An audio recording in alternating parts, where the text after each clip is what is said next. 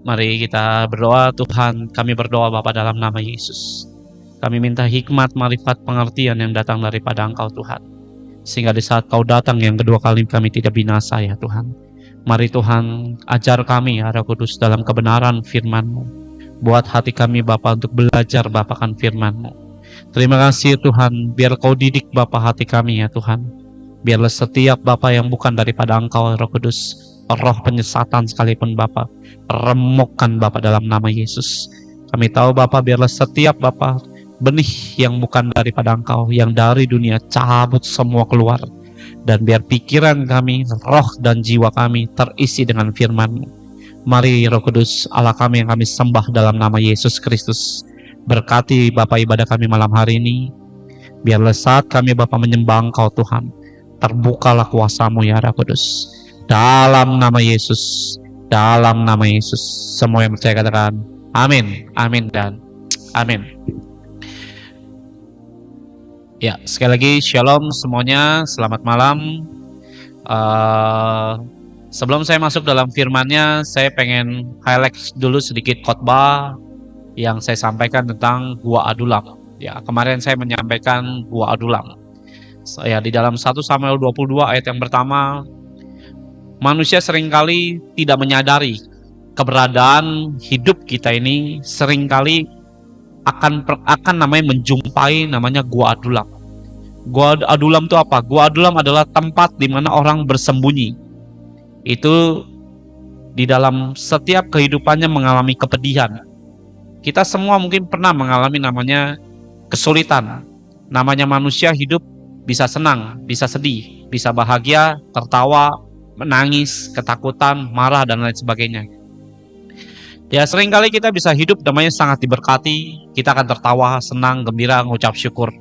Tapi saat saudara namanya mungkin kehilangan dan mengalami namanya sesuatu yang sakit, dirampok mungkin, mengalami pemerkosaan dalam hal apapun ya, ekonomi dan segala macam, kita bisa mengalami kesedihan.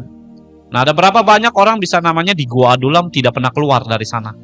Ada orang minder, introvert, dan mengalami namanya tekanan begitu kuat karena sisi kehidupannya yang tidak baik. Nah, saat saudara berharap kepada Tuhan, Tuhan mengajarkan kita di dalam firman itu keluar dari Gua Adulam. Nah, seberapa saudara harus ngerti, Gua Adulam itu bukan tempat saudara diberkati oleh Tuhan. Ya, kalau saudara tahu lihat Daud itu berada di Gua Adulam, kenapa? Karena dikejar-kejar Saul. Daud lupa. Ya, Daud pernah namanya mengalahkan Goliat oleh karena kuasa Tuhan. Tapi herannya orang Israel yang menjadikan atau Saul mengkhianati namanya Daud dan menjadikan dia buronan bagi bangsa Israel, dikejar dengan segala pasukan dari orang Israel, sehingga Daud kocar-kacir lari sana lari sini. Namun dengan baik, saat saudara disertai Tuhan, orang mau menjatuhkan saudara kayak apapun tidak akan pernah terjadi saat saudara dekat dengan Tuhan. Nah, Daud berpikir bahwa Gua Adulam adalah tempat yang aman. Namun ini adalah sebuah kesalahan. Di situ ada orang yang kena hutang, piutang, mengalami kesesakan, mengalami namanya tragis dalam sebuah kehidupan. Kumpul jadi satu. Saya berdoa saudara harus tahu, saat saudara mengalami titik yang dalam namanya kesesakan dalam keadaan yang lagi tidak baik, jangan kumpul dengan sembarang orang. Karena kalau saudara tidak punya pertimbangan dan hikmat yang benar dan baik, saudara tidak akan pernah melihat bagaimana Tuhan menolong saudara. Ya, saya berharap ya pastinya saudara ditolong Tuhan lah, bukannya dalam keadaan yang dimana menderita terus. Ya, tapi kalau saudara kumpul dengan orang penakut, kumpul dengan orang tukang gosip, kumpul sama orang sakit hati, kumpul sama bukan orang Kristen yang percaya dan punya iman, saudara tidak akan lihat sesuatu yang akan memberkati saudara. Nah, ini yang jadi masalah. Saudara harus aware dengan hal tersebut. Ya, saudara lagi berkumpul, bergabung dengan siapa? Siapa yang akan membuat saudara itu punya iman dan bangkit supaya melihat akan namanya pertolongan Tuhan. Ada amin, saudara. Nah, inilah saudara harus tahu. Ada berapa banyak orang kalau kena masalah, ya ditinggal anak, nangis Pak, bertahun-tahun nangis. Saya nyampaikan khotbah itu. Saudara tinggal suami meninggal mungkin, nangis berkepanjangan. Nangisnya nggak masalah sebenarnya, tapi berkepanjangannya yang jadi masalah. Hidup dan mati itu biasa. Kalau saudara dalam keadaan terpuruk, keadaan yang dikhianati, keadaan dalam keadaan titik terbawa, termiskin, dan saudara nggak punya namanya hati yang mau bangkit di hadapan Tuhan, tidak ada manusia yang akan tolong saudara loh. Ini kenyataan. Nah, saudara harus tahu bahwa hatimu itu harus bangkit untuk lari ke hadapan Tuhan, bukan ke gua adulam terus. Ya kayak kemarin ada orang bilang, Pak, saya punya anak meninggal. Saya sampai hari ini kalau mengingat menangis. Buat apa? Saya tahu mungkin kelihatannya saya khotbah kayak begini, nyampe khotbah ya kemarin hari Minggu, kelihatannya kejam. Tapi kenyataannya nggak bisa begitu terus. Saya pernah ngalamin kerampokan, uang saya habis. Dan saya pernah 1 minggu stres, bengong, dan nggak ngapa-ngapain.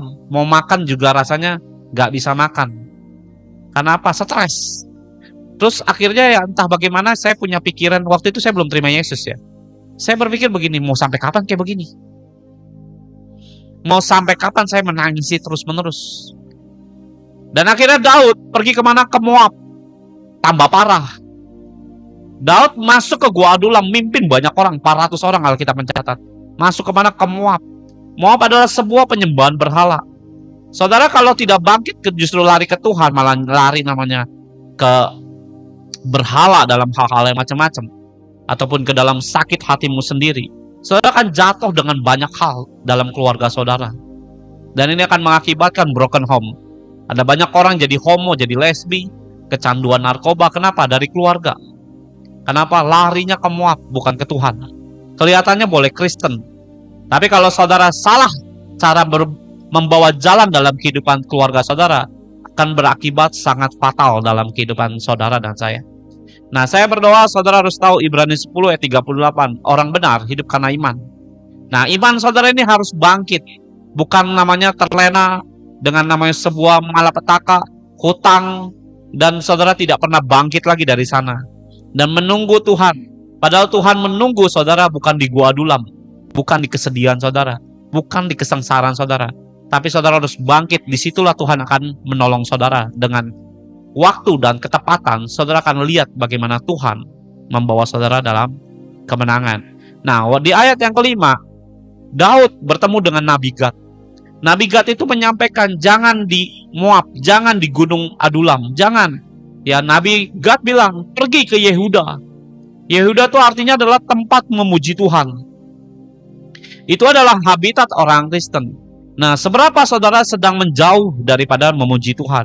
Nah, saudara harus kembali dulu, karena itu tempat yang tepat untuk saudara diberkati oleh Tuhan. Ingat saudara, jati diri kita di hadapan Tuhan adalah anak raja, anak Yesus, anak keselamatan, anak juru selamat kita. Kita adalah anak-anak perjanjian.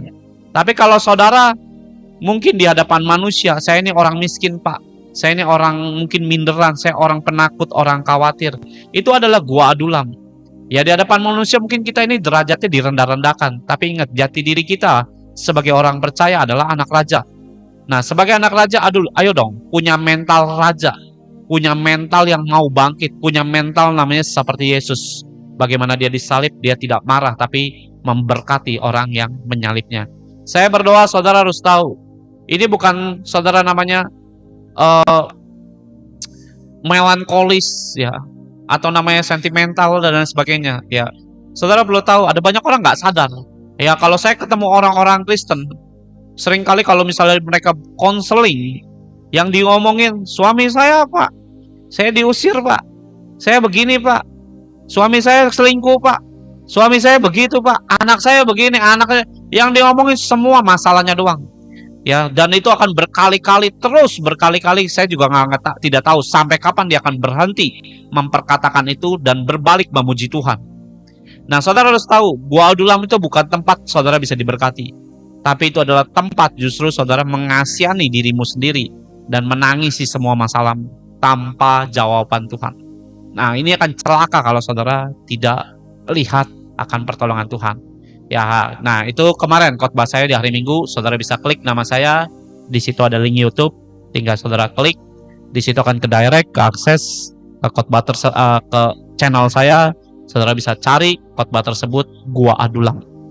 Nah, hari ini saya ngomong tentang kasih karunia ya.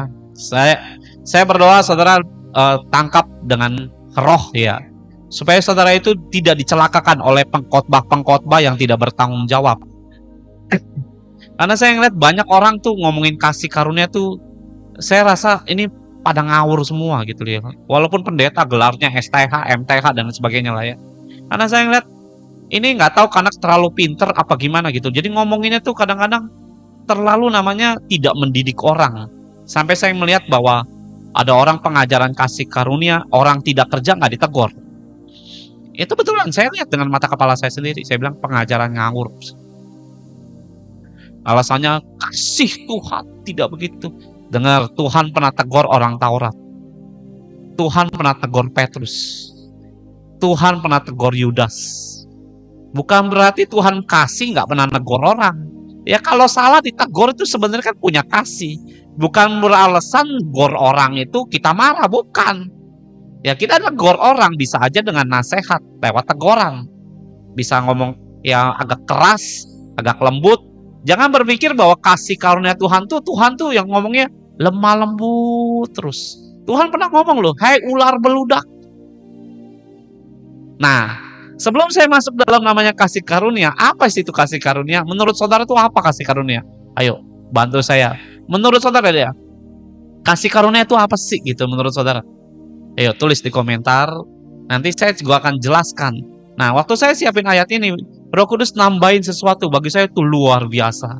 Ya, saya sangat senang kalau Tuhan tuh menyampaikan sesuatu saat saya menyiapkan firman-Nya. Ya, menurut saudara kasih karunia itu apa sih? Ya, entah mungkin saudara bilang kebaikan Tuhan, Pak. Ya, mungkin ya.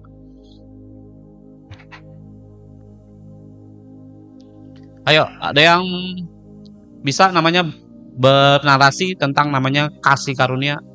Ya mungkin saudara di gereja sering kali diomongin kasih karunia. Apa menurut saudara setelah saudara mungkin belajar lewat gereja, lewat ini dan itu dan sebagainya?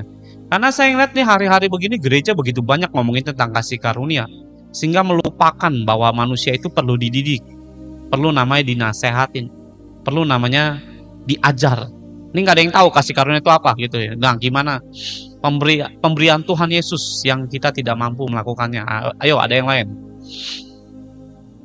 Ya nanti kan melalui media ini saudara nanti bisa akan paham anugerah yang diberikan tanpa usaha. Amin. Ya ada lagi yang lain? Ya betul, semuanya betul, nggak ada yang salah dengan hal itu.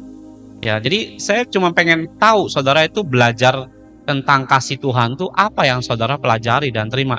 Yang lainnya nggak tahu Pak. Kalau judi online saya hafal Pak mungkin gitu ya. Trading Pak saya tahu. Atau alkohol Pak saya ngerti. Kalau ditanya tentang kasih karunia saya nggak ngerti Pak. Ya itu perlu bertobat saudara. Ya oke, saya masuk dalam khotbahnya. Setiap manusia ya perlu kasih karunia Tuhan. Saya juga perlu ya, kebaikan Tuhan yang di luar akal pikiran kita. Ya amin.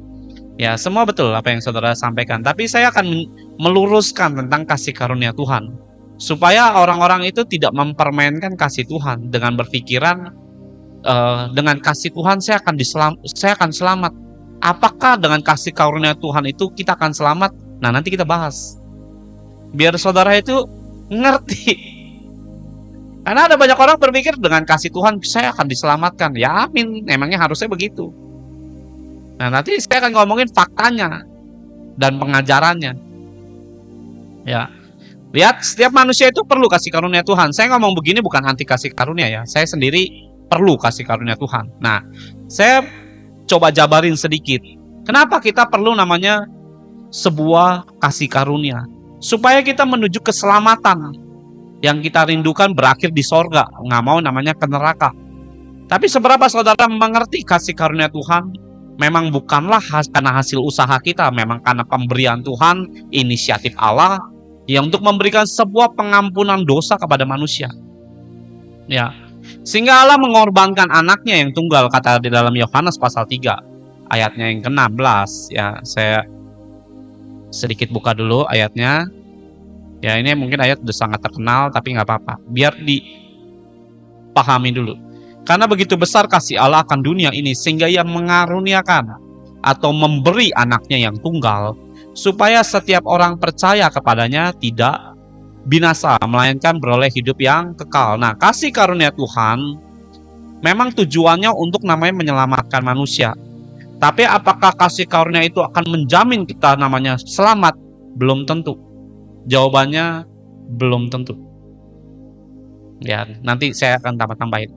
Nah, untuk saudara menyadari betapa untuk namanya saudara menyadari betapa kita namanya perlu kasih karunia Tuhan.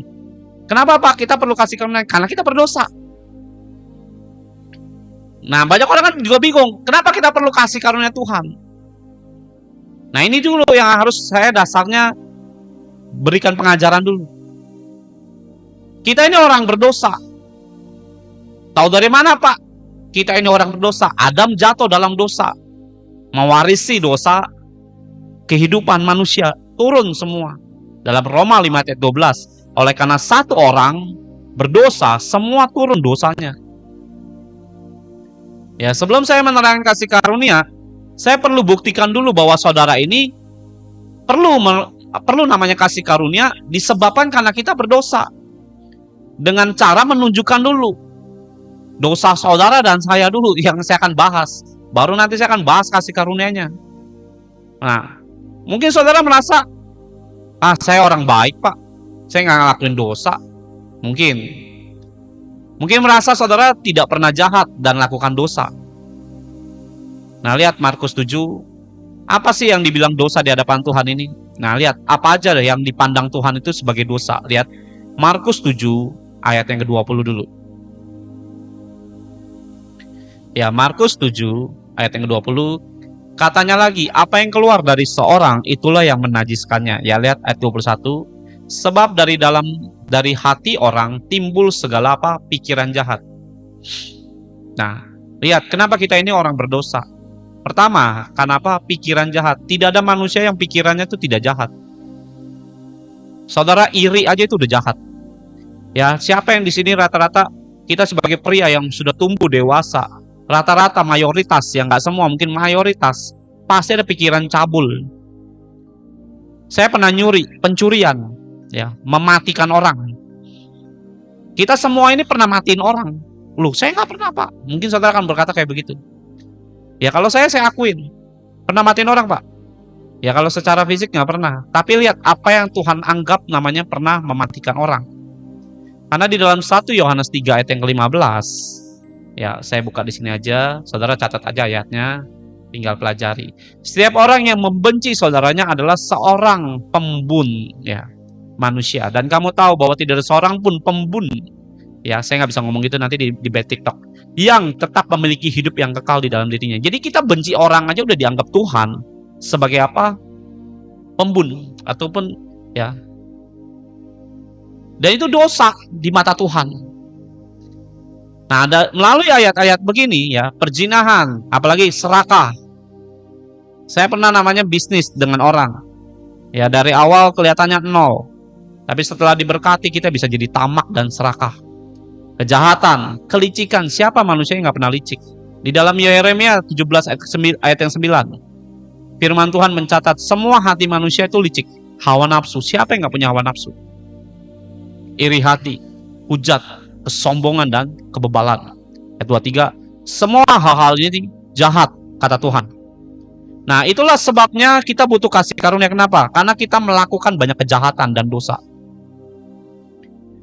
Nah, banyak orang nggak menyadari bahwa kejahatan inilah yang membuat kita itu bisa masuk neraka. Saudara sehari aja nggak berdoa, udah dosa sebenarnya. Jangan saudara merasa, wah saya nggak pernah mencuri Pak. Ya mungkin nggak pernah mencuri, tapi pernah bertengkar kan dengan orang.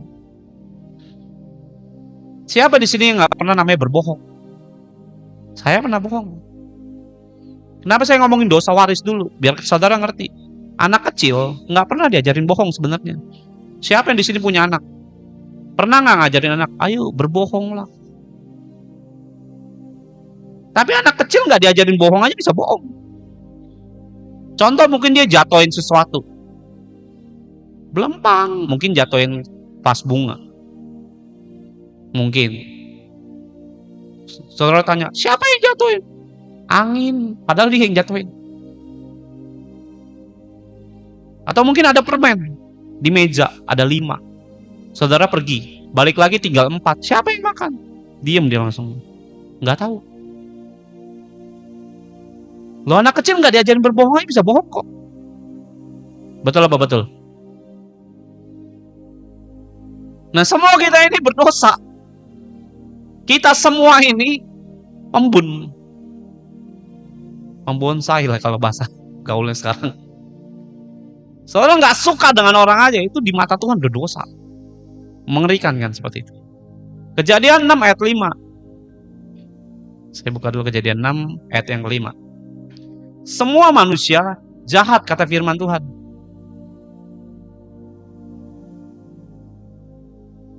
Sebentar, saya buka di sini. Dan ketika dilihat Tuhan bahwa kejahatan manusia besar di bumi, dan bahwa segala kecenderungan hatinya selalu membuahkan kejahatan, selalu, dan segala kecenderungan selalu menuju hatinya membuahkan kejahatan. Apa hubungannya Pak sama kasih karunia? Ya, kita jelasin dasarnya dulu saudara, biar nanti kita masuk namanya ke kasih karunianya enak. Nah, pertanyaan saya gini, nggak ada manusia itu yang nggak punya sifat jahat, nggak ada. Siapa yang di sini lagi susah, butuh pertolongan Tuhan? Saya serius nanya. Siapa yang di sini lagi susah butuh pertolongan Tuhan? Ayo. Yang berani jujur aja. Yang nggak berani ya gimana mau ditolong ya kan? Pemulihan segala sesuatu itu jujur. Saya mau sampaikan juga saudara. Kalau saudara namanya punya hati yang tidak namanya punya rencana yang jahat, mustahil. Kenapa saya tanya begini? Karena kecenderungan hati kita itu selalu melakukan kejahatan. Nah, pertanyaan saya, siapa yang di sini susah butuh pertolongan Tuhan? Kenapa Pak ditanya kayak begitu? Karena ini sumber juga. Supaya saya bertanya begini, memperbaiki cara pikirmu. Memperbaiki namanya pola imanmu. Yang menyadarkan supaya kita jangan melakukan kejahatan lagi. Nah, banyak orang kan, saya Pak. Ya, saya nggak menyalahkan saudara lagi susah, enggak. Tapi saudara harus tahu satu hal. Betapa jahatnya saudara kalau cuma mikirin pertolongan Tuhan doang. Karena ada banyak orang Kristen mikirin pertolongan Tuhan. Kalau Tuhan udah tolong, kamu mikirin apa? Nah, banyak yang nggak mikirin lagi di sana. Banyak setelah ditolong Tuhan, saudara mau ngapain? Ada nggak mikirin Tuhan? Ini aja udah jahat loh. Banyak kan orang Kristen nggak mikirin. Itu aja udah dosa. Ada berapa banyak saya nolong banyak orang ya. Ini bukan saya mau pamer. Ini loh gue nolong orang, bukan gitu. Setelah ditolong, mereka kembali kepada hidupnya yang lama. Lakuin dosa lagi. Kerja lagi. Emang kerja salah Pak? Nggak salah. Tapi kalau kerja sampai nggak ke gereja, ini yang salah, ini yang jahat. Nah, coba saudara itu dari sekarang walaupun belum ditolong Tuhan, lakuin sesuatu dong. Mikirin bapakmu yang di sorga. Kenapa? Setelah kamu ditolong oleh Tuhan, itu akan membuat saudara itu dipercepat pertolongannya. Itu yang pertama. Kedua, supaya kita ini nggak jadi tambah jahat. Karena banyak orang setelah ditolong Tuhan, ngapain? Diem. Paling bersaksi 1-2 minggu selesai udah. Habis itu main game lagi. Nonton film Korea lagi. Loh, faktanya begitu. Yang cuma saudara bilang, ditolong Tuhan. Nah, saudara kalau datang seorang teman, anggap saudara lagi dalam keadaan sukses. Datang seorang teman, kamu tahu nih motivasinya dia cuma mau uangmu. Kira-kira gimana respon saudara? Ya, saudara pikirnya sendiri.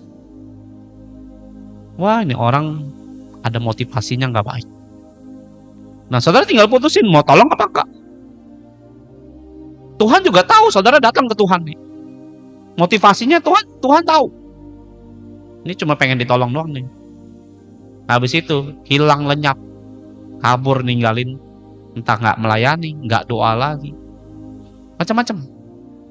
Ya, saya ngomong begini bukan menghakimi saudara, tapi pengen namanya menyadarkan bahwa kita ini punya banyak kejahatan. Ya, dulu ada orang bilang, Pak, Saya tidak pernah gereja, datang ke TikTok saya.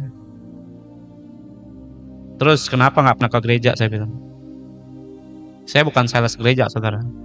Saudara mau gereja manapun itu bukan urusan saya. Yang penting saudara itu gereja nyembah Tuhan. Ya, saya bukan sales gereja A, gereja B, gereja C. Saya bukan sales gereja. Yang penting saudara ngadep Tuhan. Amin. Ya, karena saya kerja, Pak, sibuk. Jadi saya nggak pernah ke gereja. Tapi saya ingat Tuhan, Pak. Saya ketawa, saudara. Kenapa?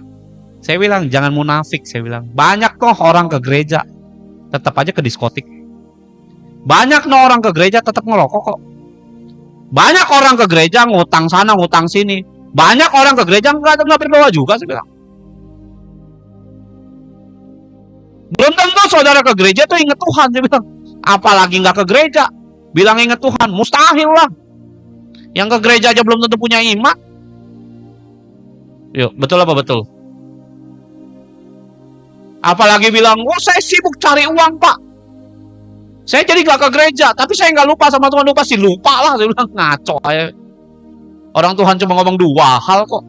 Kalau kamu nggak nyembah Tuhan, kamu akan nyembah Mamon. Selesai, kamu nyembah Mamon bukan Tuhan. Bilang apa?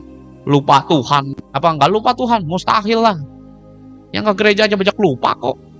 Yang ke gereja aja banyak lupa perintahnya apa? Ya, betul apa betul? Nah, saya berdoa, inilah kenapa kita perlu kasih karunia Tuhan. Karena dalam hidup kita, seringkali kita butuh pertolongan Tuhan, tapi nggak mikirin Tuhan. Coba buka Yohanes 3 ayat 19. Ini saya suka sekali ayat ini. Ya, kenapa Pak suka? Karena ini mengingatkan saya bahwa manusia itu kayak gitu. Saya nggak pernah lupa mau ayat ini. Dan inilah hukuman itu. Terang telah datang. Yesus udah datang 2000 tahun yang lalu ke dalam dunia. Tetapi manusia lebih menyukai apa? Kegelapan daripada Yesus. Sebab perbuatan mereka jahat. Makanya saya bilang manusia itu tidak ada yang tidak berdosa. Pak, ibunya Yesus suci, Pak, tetap berdosa. Nggak ada yang suci, nggak ada. Dia memang perempuan perawan.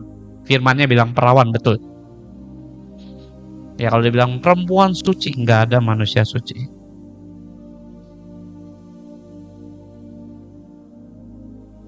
Bullshit namanya manusia dibilang suci itu nggak ada. Orang firmannya bilang perbuatan mereka jahat.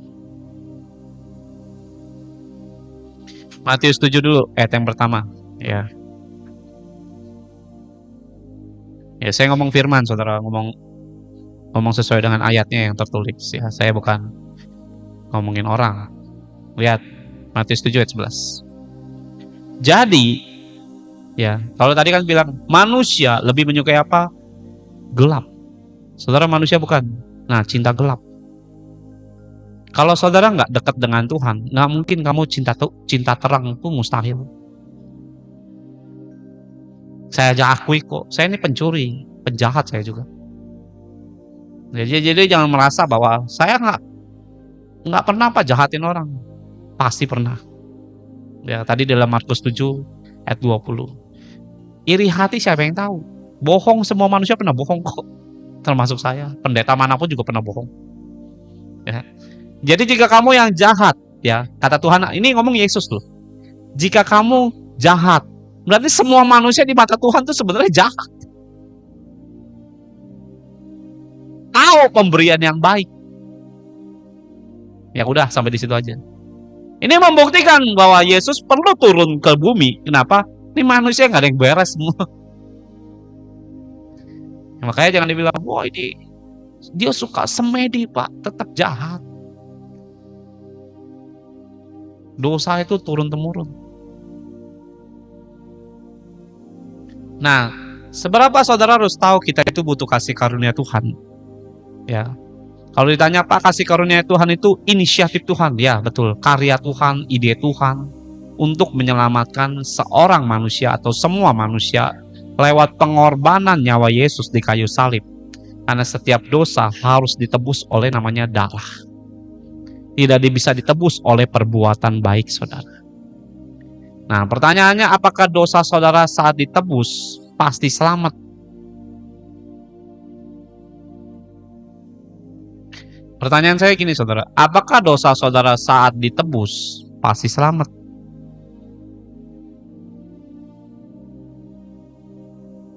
Ayo. Ayo, tinggal dijawab iya atau tidak. Pertanyaan saya gitu, apakah dosa saudara saat ditebus langsung selamat? Pasti selamat, Pak. Pak selamat aja belum tentu selamat. Enggak serius saudara. Apakah dosa saudara di saat ditebus sama Yesus pasti selamat? Ya, ayo. Dengan kasih karunia alasannya. Terserah. Ya. Tinggal jawab aja. Yakin Pak, ditebus selamat? Enggak Pak. Ya mudah-mudahan. Pasti ya kan ada. Tidak, ada yang banyak tidak. Pasti Pak. Nah pertanyaan saya gini saudara. Kalau saudara jawab, ya mungkin ada banyak orang yang nggak berani jawab. Kenapa? Ya entah males, bodoh, atau apalah nggak ngerti. Dengerin saudara. Kalau saudara bilang pasti selamat, saudara udah percaya Yesus kan, udah dibaptis kan, udah terima kasih karunia. Kenapa masih hidup? Yudas juga terima kasih karunia Tuhan, diampuni dosanya, mati ke neraka. Petrus hampir kehilangan iman. Kalau Tuhan nggak tolong, hilang tuh imannya. Terima semua tentang namanya penebusan dosa. Nah saudara harus tahu, dosa saudara ditebus belum tentu selamat. Nah di gereja bilang kasih karunia menyelamatkan, harusnya memang begitu. Tapi itu kurang lengkap. Nggak ada ayat yang bilang terima kasih karuniaku selamat. Nggak ada ayat. Sehingga banyak orang mengajar tentang kasih karunia, hidup mereka banyak yang berdosa kembali. Yang rokok selingkuh ya tetap selingkuh. Kenapa? Ngawur saudara hidupnya. Terus saudara ya yakin Pak, dengan kasih karunia Tuhan saya akan diselamatkan. Harusnya lah demikian. Tapi ternyata waktu kita dibaptis, terima Yesus, terima kasih Tuhan. Ya baptisan apa sih? Ya mati dalam dosa, dosamu diampunin kan. Artinya ditebus tuh dosa kita. Tuh buktinya masih hidup kita. Ngapain? Jalanin kehidupan. Nah, saat saudara jalanin kehidupan, berarti ada sesuatu nih yang belum selesai dengan kita. Loh kok dosa Pak? Ya dosa lah. Itu roh tenung, roh ular itu. Ular itu siapa? Naga. Naga tua. Nanti dibukain di dalam kitab Wahyu pasal 2 ayat 20. Roh Isabel tuh. Nah saudara ngerokok, dia bilang nggak ada ayatnya Pak. Terserah, nanti masa penghakiman kamu akan tahu dosa apa enggak. Yang penting kan saudara nongkrong di sini udah dengar dari saya berdosa. Minum-minuman Pak, banyak ayatnya di Amsal tuh banyak ayatnya. Dosa. Main trading Pak, ya banyak yang bangkrut, ya udah pasti dosa. Orang Tuhan suruh kerja malah main trading.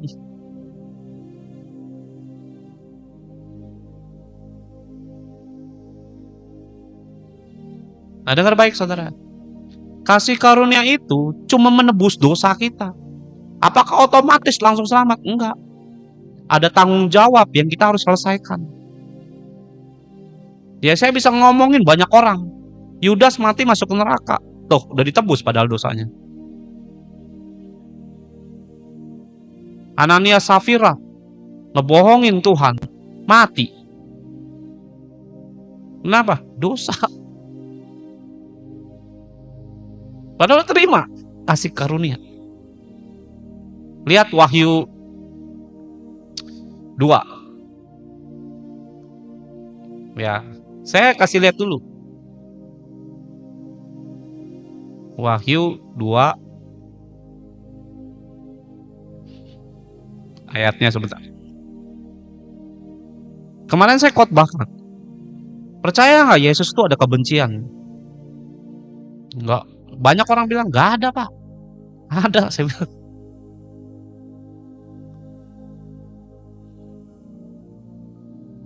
Sebentar ya, Wahyu.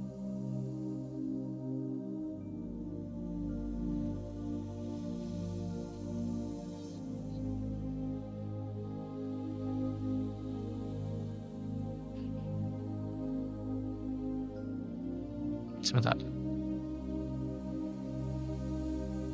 Wahyu 2 ayat 6. Wahyu 2 ayatnya yang ke-6. Jangan saudara pikir kasih karunia pasti Pak selamat. Dengerin dulu. Wahyu 2 ayat 6. Ini ngomong Yesus loh. Bukan Yohanes, yang ngomong Yesus. Tetapi ini yang ada padamu, yaitu engkau membenci segala perbuatan pengikut Nikolaus. Nikolaus itu ngajar apa? Tentang kasih karunia. Ngerokok boleh, narkoba silakan, berzina silakan. Tubuh Nikolaus itu pengajarannya gini, tubuh kita akan binasa, tapi roh kita akan diselamatkan. Pengajaran kasih karunia begitu deh. Pengikut siapa? Nikolaus. Nikolaus itu dari mana? Dari Yunani. Agamanya Yahudi. Pengikut Yesus. Ngajarnya kasih karunia. Yang juga apa? Lihat, ku benci, kunya huruf besar. Ya, kunya huruf besar.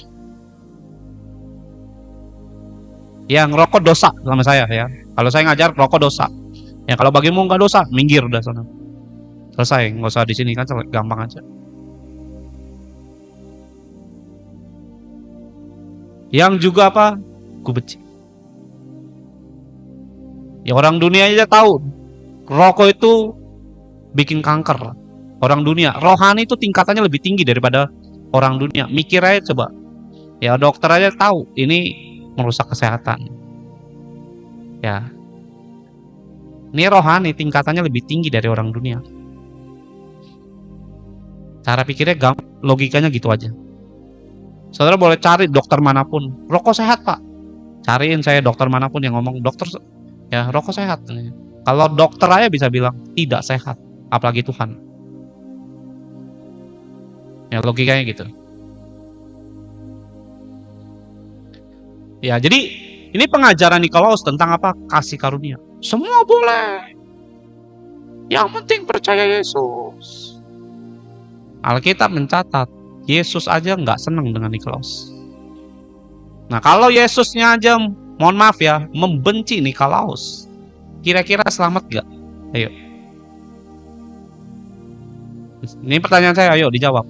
Kalau Tuhan nggak suka dengan Nikolaus, kira-kira selamat gak? Contoh ya, saudara punya temen, gua nggak suka nih orang ini. Kira-kira mau diundang ke rumahmu nggak? Kira-kira masuk surga nggak? Nah coba aja kita berpikir. Ya, kalau saudara punya temen nih, tukang ngutang, wah gua nggak demen nih sama orang kayak gini nih. Mau diundang nggak ke rumah? Kira-kira kalau dia datang ke rumahmu kasih masuk gak? Simpelnya gitu aja. Ya, kamu nggak suka dengan orang ini, kenapa? Ini orang ngajakin ribut mulu, ngegosipin gue terus. Gue nggak suka dengan dia. Ya logikanya gitu-gitulah. Nah kalau saudara pengajaran kasih karunia berpikir pasti selamat Pak. Nah saudara ngerokok bebas segala macam. Ada orang ngerokok mati ke neraka saudara. Ya kenapa? Karena saya dengar kesaksiannya. Beliau akhirnya berdiri di gereja. Dulunya sama bebal kepala batu. Dan dia bersaksi ke gereja-gereja, ngapain? Dia mati ke neraka, hidup lagi. Kenapa? Suruh kesaksian. Ngerokok nggak boleh, disuruh Tuhan.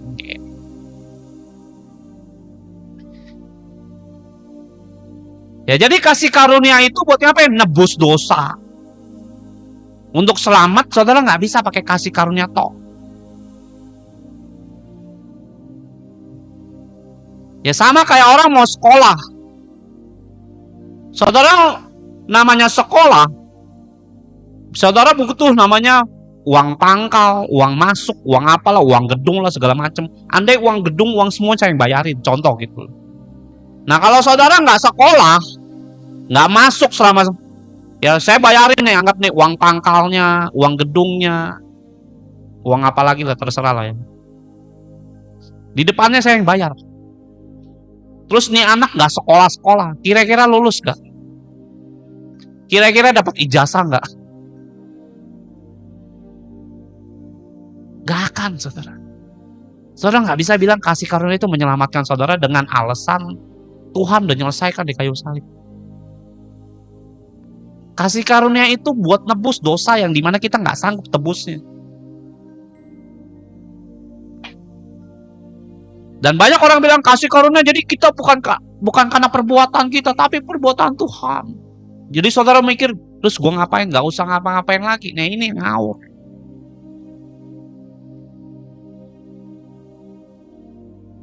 Nah itu yang ngawur, saudara. Kalau saudara bilang, yakin Pak selamat, matilah malam hari ini. Coba kita lihat selamat apa enggak. Syukur-syukur balik, saudara.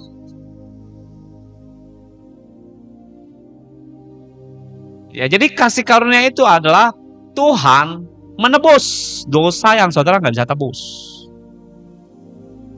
Nah, untuk masuk level keselamatan, ada beberapa lagi yang saudara harus lakukan.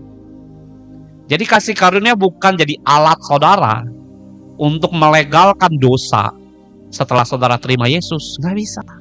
Kamu akan mati ke neraka. Ya, kira-kira betul nggak? Saudara nggak bisa bilang namanya, oh saya udah percaya Yesus. Ini banyak pengajar teman saya juga pernah ngomong gitu. Ngerokok nggak apa-apa, zina nggak apa-apa, nggak apa-apa. Yesus sudah mati di kayu salib. Yesus bilang sudah selesai. Dia selesai, kita belum. Saya bilang, buktinya lu masih hidup. Kalau udah selesai, matilah kita semua rame-rame ke surga rame-rame. Ngapain jalanin hidup kita kayak begini? Penuh dengan kesengsaraan, bertarungan. Ya jelas, kasih karunia itu memang dasarnya menyelamatkan kita. Tapi kalau saudara memakai kasih karunia ini dengan yang bengkok, ya dengan namanya melegalkan bisa melakukan dosa, itu sesat. Ingat, Tuhan sudah sampaikan akan banyak di akhir pengajaran palsu, nabi palsu. Nah saudara jangan lagi namanya ke gereja dengerin kayak begitu-gitu, nggak apa-apa. Utangnya terus dikejar debt collector kan buktinya. Kalau kasih karunia Tuhan berlaku, ya artinya debt collector nggak datang dong, buktinya didatangin tuh. Berarti itu kan salah pengajarannya kalau kayak begitu caranya. Ya hutangmu tetap ditagih. Mana ada kasih karunia terus saudara ngutang nggak bayar, nggak ditagih-tagih. Buktinya ditagih, diteleponin, dipermalukan. Betul apa betul? Ya sekarang juga. Nah jangan namanya saudara berpikir kasih karunia, saudara berpikir bahwa bisa ngelakukan dosa ini, dosa itu. Hati-hati ke neraka. Makanya saya bilang banyak orang Kristen munafik hidupnya.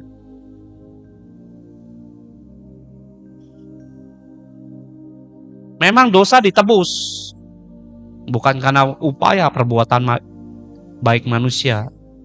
Dosa ditebus untuk memperoleh pengampunan Tuhan. Apakah sesudah diampuni langsung selamat? Ya enggak lah. Ada perjalanan kehidupan yang kita harus jalani. Nah jalaninya bagaimana? Nah ini yang saudara harus cari tahu. Bukan beralasan lagi dengan kasih karunia. Ya saya percaya kasih karunia, bukan nggak percaya. Kalau enggak ya saya nggak selamat.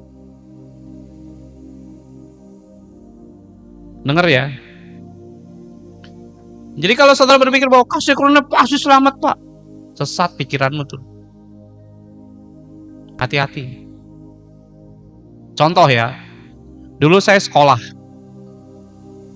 Waktu saya sekolah di SMK, ya atau SMA lah, zaman sekarang SMK tuh mungkin namanya udah nggak ada ya. Dulu saya SMK. Kalau sekarang mungkin SMA namanya. Waktu saya sekolah, lulus ujian ya, waktu ujian mau lulus kan pakai ujian ya. Waktu saya ujian akhir di kelas 3 ya. Lulusan SMA kelas 3. Itu saya ujian dapat nilai pas. Pinter banget enggak, goblok juga enggak ya. Pas. Saya lulus murni. Dan banyak teman saya nggak lulus. Dari satu kelas, itu yang lulus cuma 40%. Sisanya 60% tidak lulus. Saya masuk yang 40% yang lulus. Nah, yang 60% ini tidak lulus sekolah. Terus mereka stres. Dan akhirnya dari pihak sekolah bilang, kita akan adakan HER. Ya mungkin zaman sekarang, ya saudara tahu HER. Siapa yang di sini zaman dulu sekolah yang kenal nama kata-katanya HER? Ada yang tahu nggak? Kalau anak sekarang pasti nggak tahu.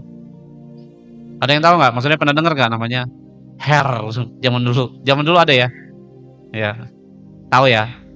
Nah, ya betul, ulang.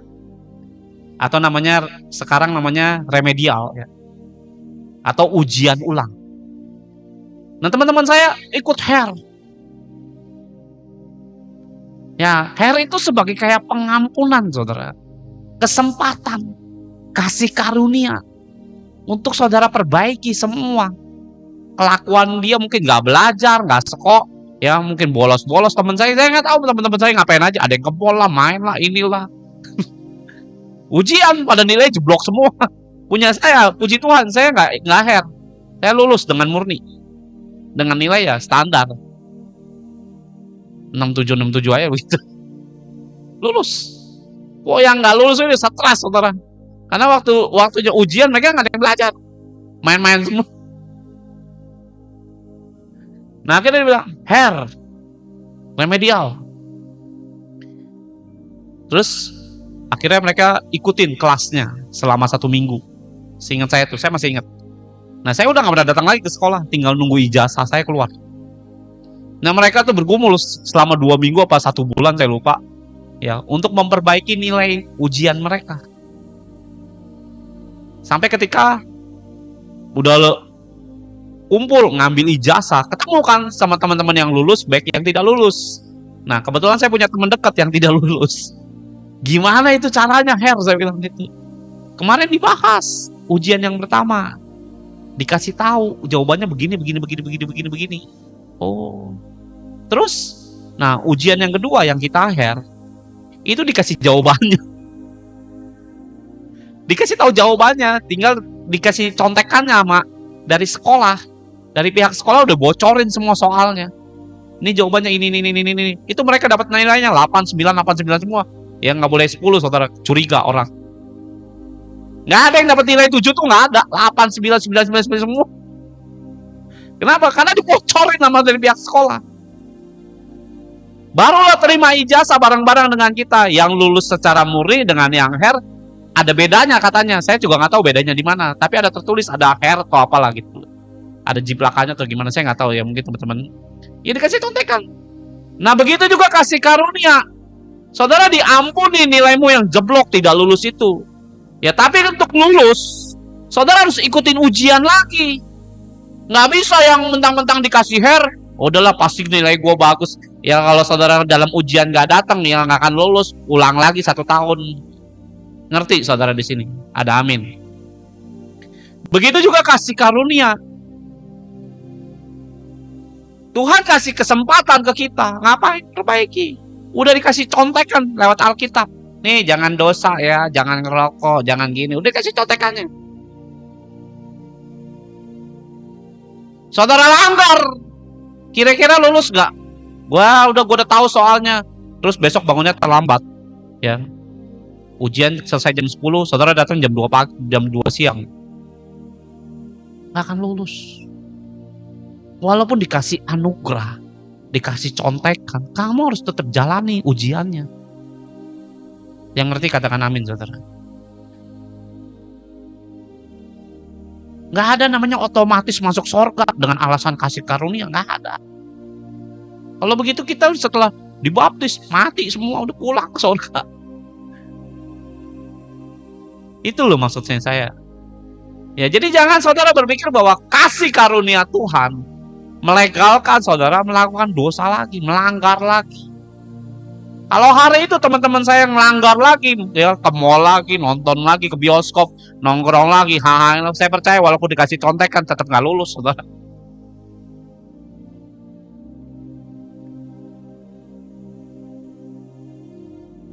Coba buka Yohanes tadi pasal 3 ayat yang ke-16. Ya, jadi jangan saudara berpikir bahwa nanti di gereja ngomong lagi tentang kasih karunia. Ya, saudara paling tidak udah bisa bentengin di pikiranmu. Ada banyak pengajaran tuh ngaco-ngaco menurut saya. Ngajar apa kayak gini saya bilang. Nggak usah kita baca Alkitab, Yesus sudah selesai. Yang baca aja belum tentu punya iman, apalagi nggak baca, saya bilang. Yang baca aja nggak kenal tuh, belum tentu kenal Tuhan, tambah lagi nggak baca. Gimana saya bilang? Ada lagi yang bilang nggak usah berdoa. Kasih karunia Tuhan itu baik, ya, memang baik, tapi jangan dipermainin dong.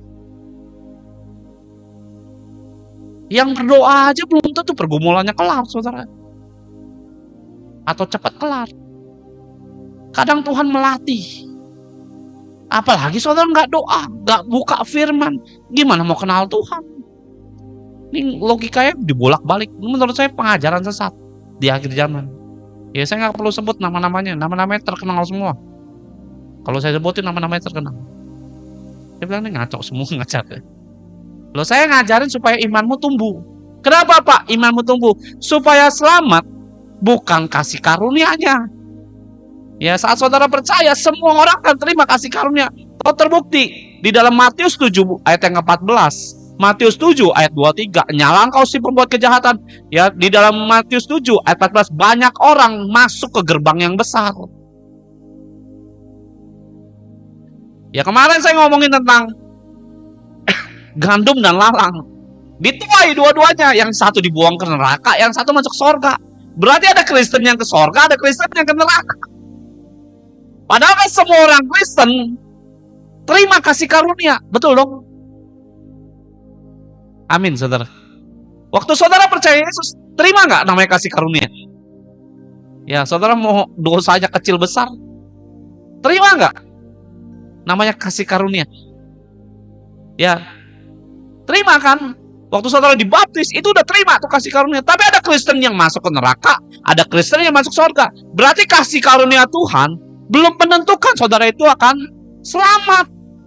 Berarti selama saudara hidup, ada perjalanan yang saudara harus lihat. Apa nih yang Tuhan mau? Nah ini loh. Nanti saya akan... Jadi kasih karunia itu buat apa Pak? Selain mengampuni dosa. Nah nanti saya akan jelasin sedikit. Nah buka dulu Yohanes 3 ayat 16.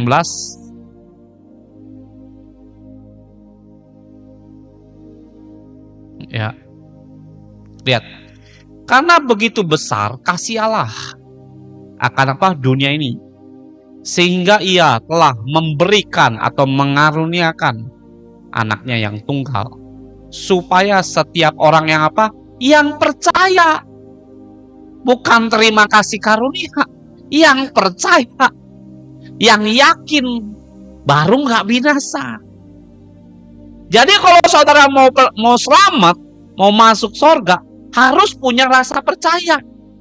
Oh saya percaya Pak. Apakah betul saudara percaya? Kan gitu. Jadi bukan orang namanya yang masuk surga, yang terima kasih karunia, bukan. Yang supaya setiap orang apa? Yang percaya. Nah dalam percaya itu kan ada kasih karunia, ada ketaatan, ada perintah, ada hukum, ada ketetapan, ada namanya kasih Tuhan, ada macam-macam situ.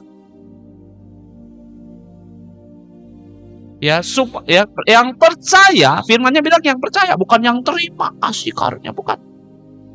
Kepadanya apa? Baru tidak binasa, melainkan hidup kekal.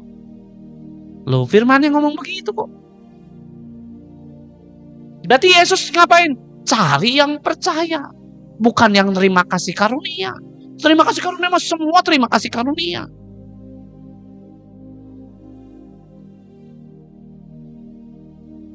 Yesus datang cari iman, Bukan cari siapa yang terima kasih karuniaku, dia akan selamat. Nggak ada ayat begitu. Adakah iman saat ku datang? Yang kedua. Amin. Nah, kalau ngomongin kasih karunia, ngomongin enteng-enteng, saudara. Kasih. Yesus itu baik. Iya baik. Terus kenapa? Saya ngeliat pengajaran kasih karunia, orang maling nggak ditegur, orang di gereja main judi nggak ditegur. Alasannya kasih Tuhan. Ini ngawur. Hati-hati pengajaran kayak gitu. Kenapa? Bertanggung jawab di hadapan Tuhan. Kalau saya nemuin gereja kayak gitu tuh ada. Kerja jam 8, jam 10 aja belum bangun, saudara. Anak buahnya jam 10 belum bangun, nggak ditegur. Kasih Tuhan. Iya, tambah bejat yang ada manusia. Mungkin kelihatannya apa ya ada, Pak? Saya kalau nggak lihat sendiri mana mungkin bisa cerita. Saya bilang pengajaran ngawur. Terus suruh saya gabung dengan gereja gitu. Sorry deh, saya bilang. Lu selesaiin dulu aja urusanmu dengan pengajaranmu itu. Kenapa? Ngaco aja. Saya orangnya mau disiplin. Bukan pakai hukum Taurat, enggak. Saya juga punya kasih. Ya, kenapa? Yang kayak gitu enggak bisa. Saya kalau nitip orang, ada orang, Pak tolong Pak cari kerjaan Pak. Istri saya pernah masukin orang kerja. Ini kalau nggak kerjain nggak benar, pecat aja. Jadi kita mau ngomong belak-belakan, saudara. Kalau ada orang kan minta kerjaan sama kami, kebetulan mungkin kita ada rekanan, teman, akhirnya kita masukin kerja. Ya kita ngomong apa adanya. Kalau dia kerja nggak benar, pecat aja. Jadi jangan karena rekomendasi kita terus takut nanti dosa hamba Tuhan ini. Enggak, saudara pecat, kudus tuh justru. Ya, nggak usah takut. Nggak dipecat malah nggak bener tuh. Kalau saya mau ngomong kejam aja sekalian, saudara. Kenapa? Hidup tuh nggak seperti yang pengen saudara pikirkan, terlalu mudah. Ingat, Yesus aja untuk namanya mati di kayu salib untuk menebus saudara, itu nggak gampang. Lewat kematian dulu. Nah, jadi jangan saudara nganggap enteng, kasih karunia nanti semuanya akan mudah, Pak. Ngawur aja. Nah, Yesus cari apa? Orang percaya. Apa sih yang dimaksud percaya oleh pandangan Tuhan? Pandangan Tuhan lo, bukan ngomonganmu lo. Oh, saya percaya. Itu mulutmu ngakunya percaya. Tapi kan Tuhan punya penglihatan. Ini yang percaya, ini yang enggak. Ini yang masih main-main. Ini yang kurang sungguh-sungguh. Ini banyak cengar-cengir. Ini banyak nongkrong, doa kagak. Ini malas. Ini penakut. Banyak orang bilang percaya, Pak. Tapi kok khawatir? Percaya, Pak. Kok penakut? Katanya percaya. Percaya, Pak. Mana buatnya? Percaya, Pak. Kok nggak pulih hidupmu? Ayo. Mana percaya? Loh, saya cuman bertanya seperti apa yang mungkin saudara akan jawab. Percaya, Pak. Percaya. Mana? Kok utang nggak lunas? Kan Yesus kaya. Percaya Yesus? Percaya, Pak. Kok keluargamu berantakan? Percaya Yesus? Percaya, Pak. Kok anakmu main judi? Kok anakmu main game gak beres-beres? Kok pergumulanmu setahun, 2 tahun, 3 tahun, 4 tahun pergumulannya sama mulu? Mana percayamu itu? Lihat Yohanes 14 ayat 12.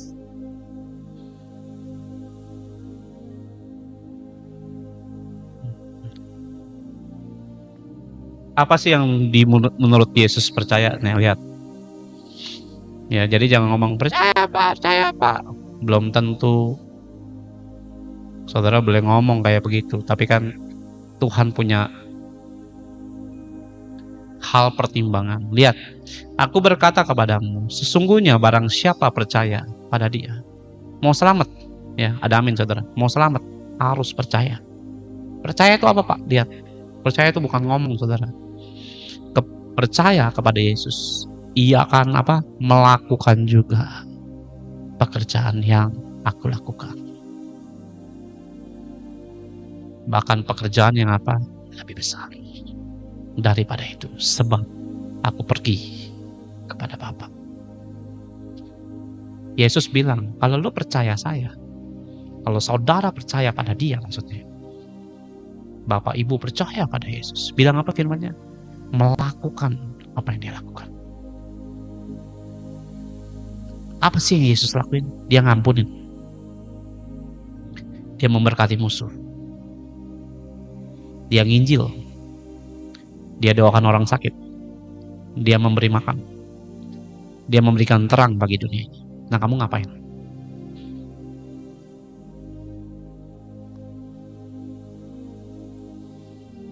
Itu yang dibilang percaya, bukan ngomong. Sadarilah kenapa manusia itu kadang bergumul gak pulih-pulih, karena gak percaya. Percaya apa? Ini yang dibilang percaya sama Yesus.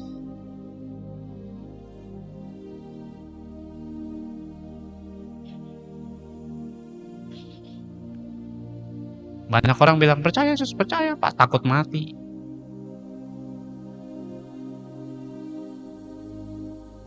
Baru hujan aja nggak datang gereja. Ya, imannya ke Yesus. Oh, ke Yesus Pak. Hujan, aduh, enak tidur Pak. Hujan saya nggak bisa apa. Ya, saya khotbah di Cengkareng. Hujan, nggak ada yang datang, saudara. Padahal rumahnya cuma sebelah-sebelahan, saudara. Rumahnya masih kisaran komplek itu, nggak ada yang datang. Ya, imannya apa? Iman hujan, bukan iman Yesus.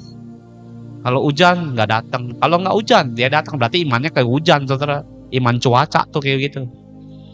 Ya. Bukan iman kepada Yesus, imannya kepada cuaca. Wow, hujan nggak usah pergi ibadah. Ngaco, saudara. Kalau saudara belum ngalamin itu semua, belum percaya namanya. Yuk perbaikilah. Coba lihat Wahyu 2 ayat yang 20. Nah, kalau mau selamat, Tuhan cari percaya, bukan cari orang terima kasih karunia, saudara. Sehingga saudara bilang, bukan karena perbuatan kita, jadi kita nggak perlu ngapa-ngapain. Ada banyak ayat yang bisa saya bukain, saudara. Ya, kalau karena waktunya mepet, ya saya, ini banyak ayatnya sebenarnya. Lihat Wahyu 2 ayat 20. Tetapi aku mencela engkau, ya ini firman buat 7 apa ya namanya? 7 jemaat. Ya, tetapi aku mencela engkau karena engkau membiarkan wanita apa? Isabel, yang menyebut dirinya apa? Nabi. Kalau nabi ngapain? Ngajar. Habis ngajar ngapain? Nyesatin hamba-hambaku, anak-anakku, orang Kristen. Yang siapa yang disesatin? Orang Kristen. Dan menyesatkan hamba-hambaku supaya berbuat apa? Zina. Lihat, orang kasih karunia, rokok, zina. Gak apa-apa selingkuh, nanti Tuhan ampunin. Itu pengajaran siapa? Isabel. Makan apa? Persembahan berhala. Saya ketemu orang, apa-apa sembahyang kubur. Lu aja, saya bilang, saya emang enggak. Mau berantem deh, saya bilang. Ya. Kenapa? Karena saya nggak mau menajiskan diri saya di hadapan Tuhan. Kasih karunia saya udah terima. Saya mau pelihara. Saya nggak mau nantangin Tuhan dengan alasan sembahyang kubur lah, hormati orang tua lah, dengan yang udah mati lah. Yang sudah mati mah sudah, saya bilang. Ya, kita disuruh hormati yang hidup, bukan yang mati. Nggak ada ayatnya hormatilah orang mati, nggak ada. Satu yang ada, ya orang mati kok dihormatin. Udah mati ya sudah. Dan aku telah memberikan dia waktu untuk apa? Bertobat. Tuhan kasih waktu. Tidak mau bertobat, ya cari sendiri deh. Bertobat tuh apa udah? Ya dari apa? Zinanya. Ya, saya nggak punya waktu buat jelasin. Lihatlah aku akan melemparkan dia ke atas ranjang orang sakit. Kalau saudara nggak bertobat, kenapa? Kamu akan jadi orang pesakitan. Ini ngomong siapa? Ayo. Wahyu 2 ayat 20 ini yang ngomong siapa? Ayo orang Kristen, saya tanya.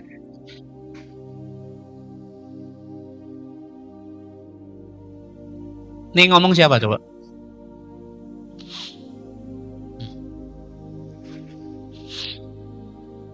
Ayo, yang ngomong siapa? Zainuddin Pak, bukan saudara. Ya dengerin ya, yang ngomong Yesus. Yang nyatat Yohanes. Yang ngomong siapa? Tuhan Yesus kan. Yesus yang akan apa? Lemparkan dia orang keranjang orang sakit. Siapa? Tuhan sendiri jadi musuhmu. Kalau saudara mempermainkan kasih karunia Tuhan. Saya belum selesai dengan khotbah saya, masih ada lagi. Di akhir nanti saya akan sampaikan pesannya Tuhan. Ya biar saudara tuh siap-siap. Ya, yang pertama kalau saudara nggak bertobat, ngapain? Dilempar ke meja orang sakit, keranjang orang sakit, sorry. Dan mereka akan berbuat zina dan aku lempar juga ke dalam apa? Kesukaran besar. Makin susah hidupmu nanti. Jika mereka tidak bertobat, nanti ayat ini ada hubungannya dengan apa yang nanti yang Tuhan mau sampaikan. Jika mereka tidak bertobat dari perbuatan apa perempuan itu dan anak-anak yang akan kumatikan. Lihat keluargamu, yang matiin siapa? Tukunya huruf besar. Banyak orang tuh berzina dengan anak, dengan ya berzina itu bukan hubungan seks. Saudara berhala dengan anak, dengan istrimu, dengan suamimu, hati-hati saudara. Saya ini nemuin jemaat, ya anaknya diperlakuin udah kayak ratu saudara. Ngapain kayak gitu? Anak jemput sana, jemput sini, nggak punya kaki. Saya bilang jalan aja sendiri, umur udah gede begitu. Saya bilang saya nggak bisa ibadah. Kenapa? Jemput anak ya elah. Saya bilang anakmu umur berapa? Udah SMA, ya elah SMA. Udah apa? Kuliah, ya elah kuliah. Kita SD aja jalan sendiri bro. Kita SD aja jalan sendiri, nggak dianterin bapak saya. Anak sekarang lah, oh dijemput. Hati-hati ya. Kamu sedang berzina di hadapan Tuhan. Terlalu berhala dengan anak. Ajarin dewasa lah. Saya bukan benci keluarga, bukan. Ya saya, adik-adik rohani saya mau interview, pergi sendiri. Dikasih tahu, selama kamu punya mulut nyampe pasti. Kalau mulutmu diem aja ya nyasar pasti kemana-mana. Ya selama kamu gak gagu, gak bisu, gak budek mata, ya telingamu, gak butak matamu, saya bilang. Nyampe kemanapun kamu mau. Kamu mau ke Israel jalan kaki pun bisa nyampe. Yang penting mulut, mata, telinga, kaki, tangan fungsiin dengan baik. Amin saudara. Udah banyak sekarang orang Kristen kayak gitu saudara. Apalagi orang China. Kasihan. Ingat saudara, ada waktu nanti kita berpisah dengan anak, dengan orang tua. Itu anak banyak kan tidak bisa apa-apa. Nyapu nggak bisa, nyapa nggak mau, ngomong terima kasih berat saudara, kayak batuk mulutnya. Dulu saya orang paling nggak suka loh, orang tamu datang, mama saya bilang panggil tuh suk-suk atau om atau tante. Saya nggak suka sejujurnya, karena saya orangnya kan introvert. Saya nggak ngerti itu semua. Tapi setelah jadi hamba Tuhan, saya salah. Kenapa? Ternyata mama saya ngajarin etika. Saya dulu nggak suka orang datang manggil gitu, males saya juga. Tapi ternyata setelah saya jadi hamba Tuhan, ngerti. Ternyata mama saya lagi ngajarin saya tentang namanya etika. Kalau main game ya, saudara panggil pe budak juga nengok-nengok saudara. Ya, saya belajar bahwa ternyata mama saya itu baik, ngajarin saya itu benar. Sayanya yang kurang ajar. Ya ini saya cerita begini biar kita belajar. Ayat 24, ya ini sampai 26. Tetapi kepada kamu yaitu orang-orang lain di Tiatira yang tidak mengikuti ajaran itu. Ya ajaran apa Pak? Penyesatan kasih karunia. Dan yang tidak menyelidiki apa yang mereka sebut seluk-beluk iblis. Kepada kamu aku berkata, aku tidak mau menanggungkan beban lain kepadamu. Ya, jadi kalau saudara tahu bahwa pengajaran sesat tidak sesat, saudara akan terhindar daripada maut. Tetapi apa yang ada padamu, peganglah itu sampai Yesus datang. Maksudnya pengajaran yang benar. Ingat, kasih karunia itu cuma pengampunan, bukan menjamin kamu selamat ke sorga. Ya, bisa selamat, bisa enggak. Ya, bukan berarti saya bilang kasih karunia tidak bisa selamat, ya enggak juga. Ya, belum tentu. Ya, gambling kalau bahasa orang main judi, saudara, gambling. Ya, itu namanya 50-50. Ya, jadi belum namanya menerima keselamatan. Kalau misalnya saya yakin selamat Pak, ya amin. Namun buktinya kan kamu hidup, nggak langsung mati, dibaptis masih melek, saudara. Ya, artinya ada kehidupan yang kita harus jalani. Yaitu 6. Ya. Dan barang siapa menang dan melakukan apa? Pekerjaanku. Lihat. Tadi saya bilang apa? Orang percaya melakukan apa? Pekerjaan Tuhan. Dan lihat ayat 26. Barang siapa ya menang melakukan pekerjaanku. Ini yang percaya tuh gini. Sampai kesudahannya kepada ku karuniakan kuasa atas bangsa-bangsa. Maksudnya apa? Ini lihat ayat 27 dulu. Ya. Dan ia akan memerintah mereka dengan tongkat besi. Mereka akan diremukkan seperti tembikar periuk, sama seperti yang kuterima dari Bapakku, ayat 28. Dan kepadanya akan kukaruniakan bintang timur. Dengan baik ya. Ini bicara apa? Kamu akan diselamatkan dan akan ada pertarungan namanya Harmagedon. Ngapain Pak? Ya dari sekarang kita udah latihan. Tuhan udah hati. Makanya kita diajakin berdoa. Ya nanti kita bahas tentang itu lain waktu lah. Ya kalau ingat, kalau nggak ingat ya sudah. Ya lanjut. Ya jadi Tuhan melakukan, menang, akan dibawa ke surga. Nanti ada pertarungan namanya Harmagedon. Di akhir, ya nanti waktu Yesus datang yang kedua kali, dia angkat semua anak-anaknya. Kita akan pesta, makan segala. Abis itu ngapain? Turun, bertarung lawan iblis. Namanya Harmagedon. Itu yang dibilang pasukan apa? Malaikat, ada anak-anaknya. Kita ini nanti diperlengkapi, diajari. Yaitu tentang pengajaran akhir zaman ya. Jadi nggak bisa dibahas di sini karena beda konteks. Saya lagi ngomongin tentang Isabel. Kasih karunia. Nah, Isabel ngajar kasih karunia dengan apa? Ngaco di zaman sekarang. Isabel sendiri adalah orang yang menghalalkan segala cara untuk kepentingan dirinya sendiri. Banyak orang namanya mengakukan kasih karunia, pengajaran ini dan itu, sebenarnya tidak salah. Tapi kalau saudara itu menjadi sebuah hal yang melegalkan segala cara untuk namanya bisa melakukan dosa sekalipun, ini yang menurut saya sesat. Saudara pikir kasih karunia akan bawa saudara namanya ke sorga dengan lenggang kangkung? Enggak, saudara. Tidaklah demikian. Lihat Yohanes 3 ayat 18. Habis ini saya baru masuk namanya ke yang berikutnya. Apa itu kasih karunia? Ya. Barang siapa percaya kepadanya, ia tidak akan dihukum. Barang siapa tidak percaya, ia telah berada di bawah hukuman. Sebab ia tidak percaya dalam nama Anak Tunggal. Ya, terima kasih. Orang yang percaya baru tidak akan dihukum ke neraka. Ya, untuk masuk namanya yang binasa tidak binasa, sorga ataupun neraka, bukan di level kasih karunia, saudara, tapi di level percaya. Percaya itu apa Pak? Iman yang harus dibangun. Makanya nanti waktu Yesus datang yang kedua kali, adakah iman? Tuhan nggak bilang, adakah kasih karunia aku di sini yang kamu terima? Nggak ada, saudara, ayatnya. Ya ada tidak? Ya saat murid-murid Yesus setelah terima Yesus, ya artinya waktu dia terima Yesus ataupun juga namanya terima kasih karunia, ya murid-murid 12 murid Yesus, ada nggak yang nganggur, yang nyantai-nyantai? Mungkin kayak saudara di rumah nggak ngapa-ngapain hari-hari begini. Ada nggak dari 12 murid Yesus waktu dia terima Yesus, terima pengajaran, penglihatan, bla bla bla, Yesus terangkat ke sorga, ada yang nganggur, nyantai-nyantai gitu? Ada nggak?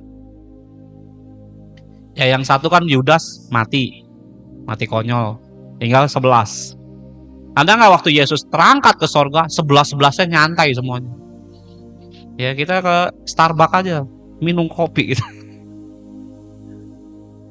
Ada nggak yang di warung Ya. Jadi gini loh, Yesus sama saya. Nggak ada. Semuanya kerja. Semuanya melakukan apa yang diperintahkan Bapa kita. Itulah orang yang ngerti kasih karunia. Bukannya diem di rumah. Ini kapan saya ditolong Tuhan? Hati-hati saudara. Memang ada sorga. Memang ada neraka juga yang harus saudara tahu. Kalau murid-murid Yesus ya, kayak zaman sekarang orang Kristen nyantai, cuma mikirin kerja, mikirin keluarga doang, anak. Kita semua mati saudara, nggak ada yang nginjil, nggak ada yang beritain firman. Yang diberitain aja banyak yang nolak, apalagi nggak diberitain. Kalau pengangguran rohani terjadi dengan alasan kasih karunia, tidak berdoa, firman nggak dibaca, nyembah nggak mau, ya, hati-hati saudara, itu penyesatan iblis supaya imanmu mati. Kalau imanmu mati, rasa percayamu nggak ada. Kalau rasa percayamu nggak ada, mungkin nggak bisa selamat. Pikirnya sendiri. Ya, untuk masuk surga itu nggak cukup namanya cuman berusaha. Saudara itu lihat Lukas 13 ayat 24. Ya, Lukas 13 ayat 24. Ya, ini firman bagus sekali. Jawab Yesus kepada orang-orang di situ. Ya, lihat, berjuanglah. Firman-Nya bilang apa? Berjuang. Masuk melalui pintu yang sesak itu. Sebab aku berkata kepadamu, banyak orang akan berusaha untuk masuk, tetapi tidak akan dapat. Pengajaran kasih karunia, ayat-ayat gini gak pernah dimunculin.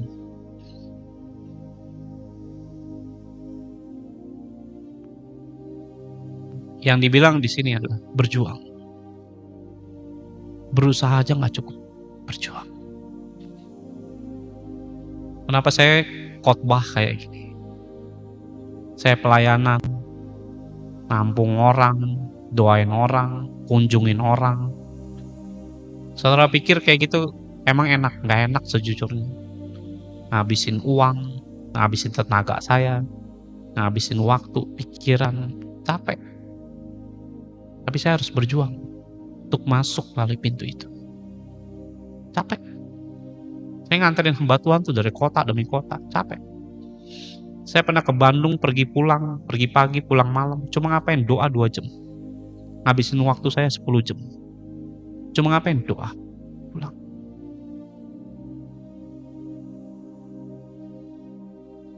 Itu perjuangan saya.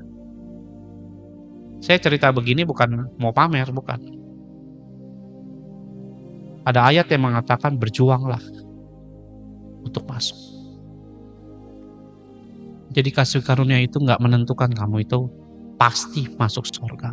Saya gak bilang juga kasih karunia akan membawamu ke neraka, bukan. Tapi kalau ngajarnya sesat, itu akan membawamu justru ke neraka. Kenapa Pak? Karena kamu akan nyentengin semua pengajaran Tuhan dengan alasan selesai dengan kasih karunia, hyper grace. Yang percaya katakan amin saudara. Ya, perlu berjuang saudara. Amin saudara. Jadi jangan diam kayak orang kesambet saudara. Pengajaran begini nggak banyak orang suka. Orang maunya diberkati, nggak perlu upaya, nggak perlu berusaha, nggak perlu berjuang. Udahlah Tuhan udah selesai. Ingat, penyesatan tuh pasti terjadi. Khususnya di gereja. Kenapa Pak khususnya di gereja? Ya masa ya ke rumah ibadah yang lain, setan orang tahu keselamatan cuma ada di dalam gereja, yang disesatin ya pasti gerejanya. Nggak mungkin ke rumah ibadah yang lain atau agama lain, enggak. Tapi justru Kristen yang diincar oleh iblis. Kembali konteks ke kasih karunia. Jadi kasih karunia itu buat apa Pak? Pengampunan. Kenapa Pak perlu pengampunan dalam kasih karunia Tuhan? Ya supaya saudara itu tidak dihakimi. Di mana Pak? Di bumi. Itulah sebabnya kasih karunia perlu diturunkan di mana? Di bumi. Di sorga nggak perlu, di bumi. Karena yang perlu diselamatkan di bumi, di sorga akan hidup kekal, nggak ada yang perlu diselamatkan. Karena kalau udah nyampe injak sorga, selamat selama-lamanya. Nah tapi kalau di bumi, perlu kasih karunia Tuhan. Kenapa sih kasih karunia Tuhan itu perlu namanya diaplikasikan di dalam hidup orang Kristen? Apa untungnya Pak kita terima namanya kasih karunia Tuhan? Dengerin ya, dalam perjanjian lama ada namanya hukum Taurat. Nah, hukum Taurat ada 613. Sekali lagi saya ngomongin ya, saya ulangi. Kenapa kasih karunia itu perlu bagi kita sebagai orang Kristen mempercayainya dan menerimanya? Amin, saudara. Karena dalam perjanjian lama Allah Bapa bikin namanya hukum Taurat. Hukum Taurat ada 613 hukum dan tergolong 3 kategori hukum. Hukum moral, hukum seremonial, hukum sipil. Ya, hukum moral yang saudara sering dengar di dalam 10 hukum Taurat yang ada di dalam tabut Allah. Nah, tabut tuh kayak gini. Karena banyak orang Kristen nggak tahu tabut itu apa. Ya, ada orang pelayanan WL pernah datang ke tempat doa saya. Ini apa? Saya bilang, kamu tuh pelayanan apa? WL apa singkat lu? Nggak tahu tabut Allah tuh nggak tahu tuh ngapain sebenarnya. Jadi Kristen kayak gitu, itu lucu sekali. Pelayanan tapi nggak tahu tabut Allah. Ya, kocak-kocak pokoknya kalau lihat orang Kristen, aneh-aneh, lucu-lucu. Ini namanya tabut ya, ini yang saya tunjuk. Ya. Nah, ada namanya 3 hukum. Nah, yang sering saudara dengar adalah hukum moral. Hukum moral itu ya jangan ada padamu Allah lain. Jangan mengingini istri, jangan mematikan orang. Ya. Jangan begini, jangan begitu. Itu 10 hukum Taurat yang sering kita dengar. Itu namanya hukum moral. Hukum seremonial tentang penebusan dosa dan kesalahan. Bawa kambing, bawa burung, bawa ini, bawa itu namanya hukum seremonial. Nah, hukum sipil itu adalah kesalahan manusia yang langsung ditindak atau dihakimi pada saat itu juga. Ya, jadi Allah punya hukum itu. Nah, kalau kita di kepolisian ya di Indonesia ini, saudara maling langsung ditindak, langsung dipenjara. Nah, itu hukum sipil namanya. Nah, Allah pada masa itu punya hukum itu. Ya, 613 hukum. Apakah ada banyak orang juga tanya, apakah hukum Taurat perlu dilakukan? Harusnya perlu. Nah, tapi ada dari 3 hukum ini, 2, ya nomor 2, nomor 3, itu kita nggak perlu lakuin. Kenapa? Karena kasih karunia Tuhan menghapus. Atau namanya tidaklah diberlakukan. Tapi hukum Taurat berlaku. Nah, walaupun hukum Taurat ini berlaku dalam 10 hukum itu, jangan ada ini, jangan ini, jangan itu, jangan iri, bla bla bla bla. Ya, dengerin. Ya, tapi kelewat kasih karunia, hukum ini sekalipun tidaklah ditindak pada masa di bumi. Nanti masa penghakiman di dalam 2 Korintus 5 ayat yang 10.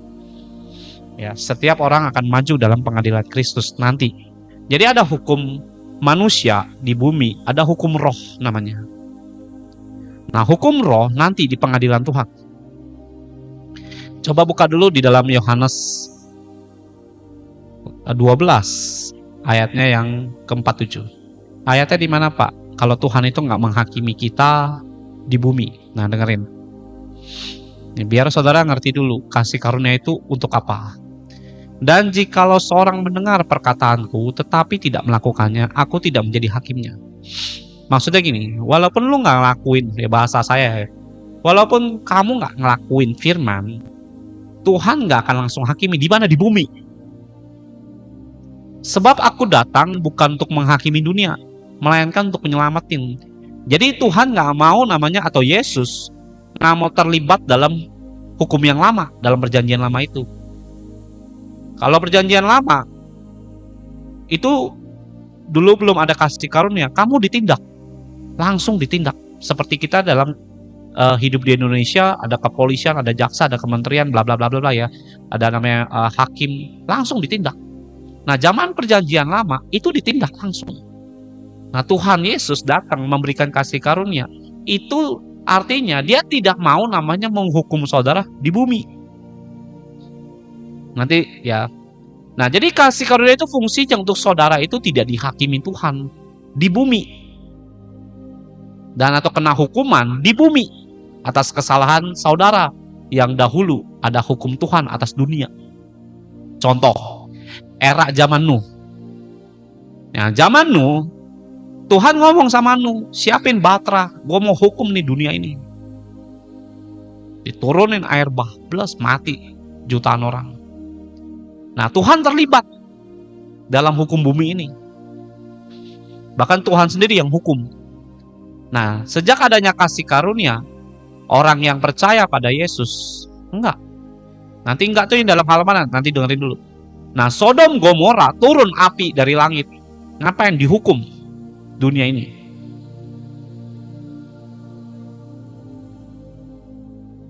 Tsunami Aceh tahun berapa tuh?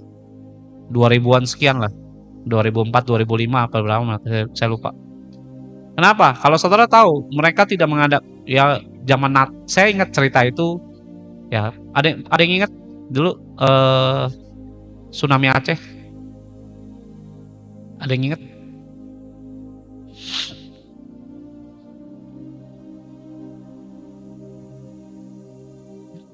Yuk, ada yang ingat?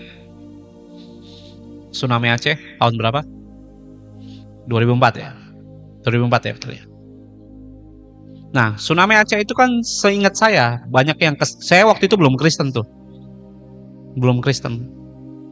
Nah, saya dengarnya setelah saya Kristen 2010 atau 2011 saya baru dengar tuh. Kenapa Aceh kena tsunami?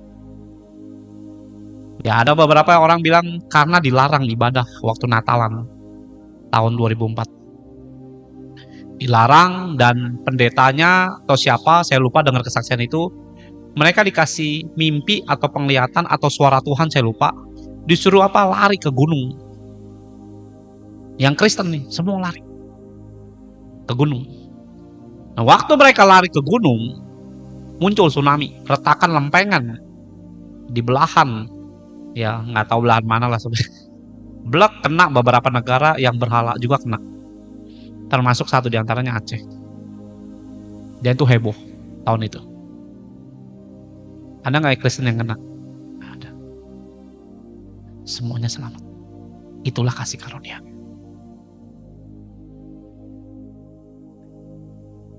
Jadi kasih karunia itu membuat kita itu nggak langsung dihakimi di mana di bumi. Kalau ngomong dosa, semua orang berdosa. Tapi kasih karunia Tuhan itu nggak langsung dihukum di mana di bumi. Ya. Terus kenapa itu kan banyak yang mati kan? Karena apa? Mereka nggak terima kasih karunia. Itu loh yang harus kita pahami. Jadi waktu Yesus datang ke bumi ini, supaya kita ini terhindar dari banyaknya namanya malapetaka. Ya, terima kasih. Tapi kalau saudara ikut-ikutan main dosa, ya nyemplung mati, kena tsunami juga sekalian. Miriam pernah ngatain Musa, langsung kena kusta. Siapa yang ngasih kusta? Ayo. Oh ini ketepak nih, kan nggak ada zaman itu. Siapa yang ngasih kusta ke Miriam? Miriam. Tuhan, langsung dihukum. Blas. Raja Uzia.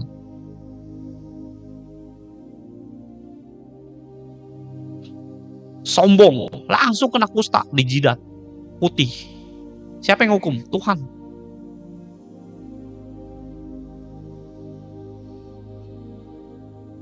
Bujangnya Elisa serakah. Naaman sembuh dari kusta. Bujangnya yang ngelihat tawaran harta, Elisa tolak. Ditawarin kambing, domba, budak, kain, nggak diterima sama Elisa. Bujangnya ngelihat harta tawaran itu, wah Elisa terlalu sungkan. Gua aja yang terima. Kena kusta. Siapa yang kenain? Tuhan. Saya bisa ngomongin banyak. Pada zaman perjanjian lama, bangsa Israel kebuang ke Babel. Kenapa? Tuhan hukum. Cari ayatnya banyak dalam Yeremia. Yang saya mau sampaikan, kasih karunia Tuhan membuat kita tidak lagi dihukum. Di mana? Di dunia. Di dalam hukum dunia roh belum tentu kita bebas. Nah ini yang saudara harus tahu, kasih karunia Tuhan jangan saudara kepedean. Wah pasti salah. Enak aja ngomong. Coba buka. Saya buka ayat ini dulu. Ada namanya pengadilan Tuhan.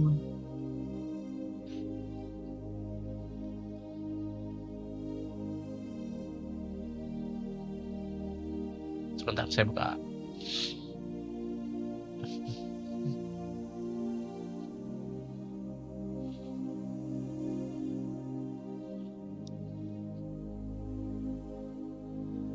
Dalam kitab Wahyu sih sebenarnya.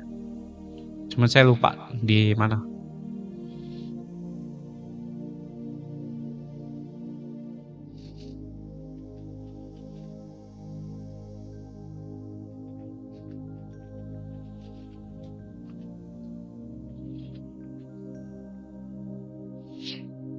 Ya 2 Korintus 5 tadi sih. Ada yang ayat yang lain sih sebenarnya. Cuman yang saya hafal 2 Korintus 5 ayat 10 sih. Ya, sebab kita semua harus menghadap tatah pengadilan Kristus, supaya setiap orang memperoleh apa yang setiap orang memperoleh apa yang patut diterimanya sesuai dengan yang dilakukannya dalam hidupnya ini, baik ataupun jahat. 2 Korintus 5.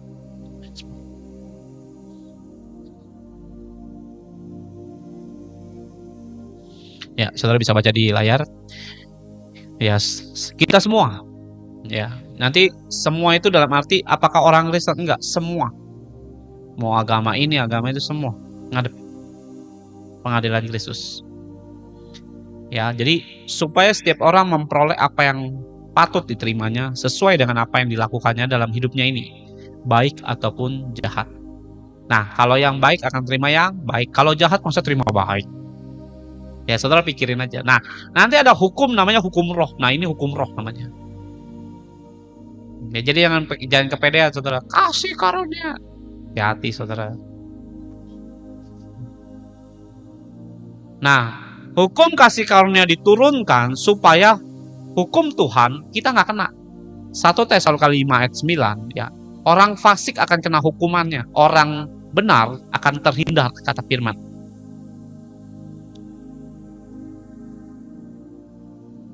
Jadi jangan saudara nganggap enteng dengan alasan kasih karunia bisa melakukan seenak jidat dan melegalkan semua dosa. Ya ingat Tuhan pernah namanya ngelempar batu dari langit. Era pertarungan Yosua lawan bangsa Amori. Dilempar batu. Mati banyak. Nah kasih karunia tidak akan namanya Tuhan menghukum lagi. Di mana? Di sini. Di bumi. Makanya di dalam Yohanes 12 ayat 47, aku datang bukan menghakimi. Ngapain di bumi? Di sorga dia dihakimi pasti. Kalau nggak bertentangan ayat ini yang tadi saya sampaikan. Ayat 1 dengan lain bisa saling kontradiksi. Yang satu ada pengadilan Kristus, yang satu tidak mau menghakimi. Kan aneh gitu loh. Ternyata itu dua hal yang berbeda. Di mana Tuhan nggak mau menghakimi? Di bumi. Dia nggak mau ikut campur. Ada pengampunan. Dalam Wahyu 2 tadi ayat 26. Ya, 20, 21, 22. Kalau kamu nggak bertobat, kulemparkan kemana? Keranjang orang sakit. Makanya lihat orang yang suka terus namanya berzina. Sakit nggak? Pasti. Kenapa? Tuhan adil. Apakah Tuhan nggak memberikan hukum bagi dunia ini? Nggak juga. Lihat Galatia 6 ayat 7. Apakah Tuhan udah nggak mau lagi terlibat Pak dengan namanya dunia ini? Ya lihat. Jangan sesat, Allah tidak membiarkan dirinya dipermainkan. Dengan apa? Alasan kasih karunia. Karena apa yang ditabur orang itu juga yang akan dituainya. Ada hukum tabur tuai yang sudah ditetapkan di dunia ini. Kamu malas kerja pasti miskin. Gak ada orang ongkang-ongkang terima duit, nggak ada. Itu udah hukum tuai. Hukum tabur dan tuai. Itu perintah dasarnya apa? Tuhan.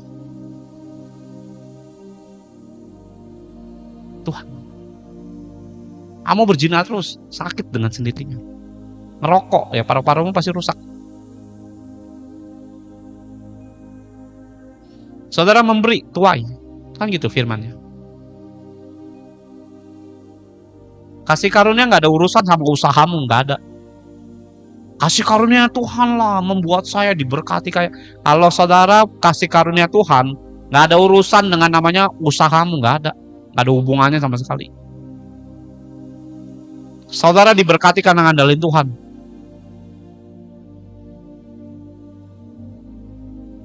Amin. Saudara males bilang, wah kasih karunia Tuhan. Nggak akan, dia susah tetap hidupnya. Saya orang yang terima kasih karunia Tuhan. Main piano, belajar, mana mungkin kasih karunia Tuhan. Belajar.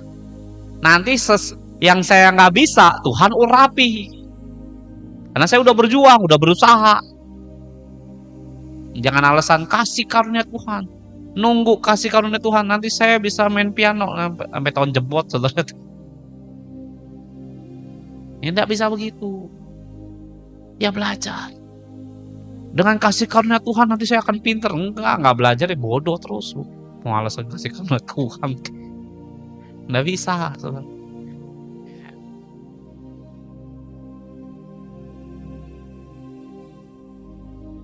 Ya, kalau saudara pengen menerima kasih Tuhan, Amsal 8 ayat 17.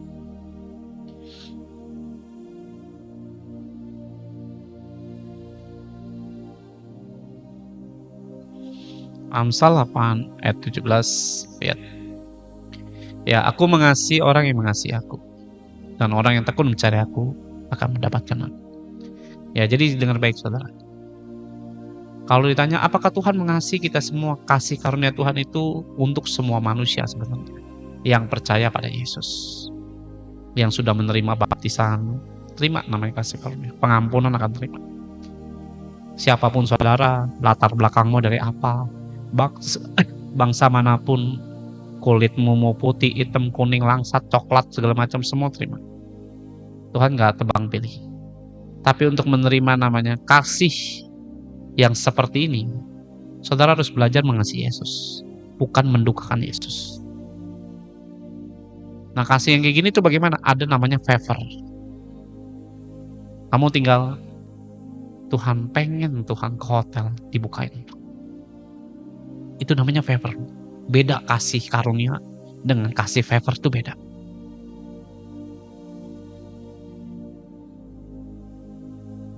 Nah, saudara kan mau yang itu kan? Belajar mengasihi Yesus, nanti akan terbuka. Ya, ini udah mau jam 9. Nah, kalau saudara sudah terima Yesus, sudah terima kasih karunia, dan tidak percaya atau tidak melakukan apapun kegiatan rohani saudara, dan saudara tidak namanya menjalani perintah Tuhan yang baru, ya, jadi Yesus ada nggak perintahnya? Ada, bukan tidak ada. Ya, kasih karunia itu untuk namanya saudara tidak dihukum oleh hukumnya Tuhan. Zaman dulu kan namanya gigi ganti gigi, ya itu ada dalam firman Tuhan. Saya udah tulis mana tadi ya? Oh, ini ya. Ya, misalnya gigi ganti gigi itu di dalam kitab Imamat tertulis. Ya, di Keluaran 21, 23, 25, nyawa ganti nyawa, tangan ganti tangan, rambut ganti rambut, ya, hilang kambing ganti kambing. Itu kan hukum yang lama.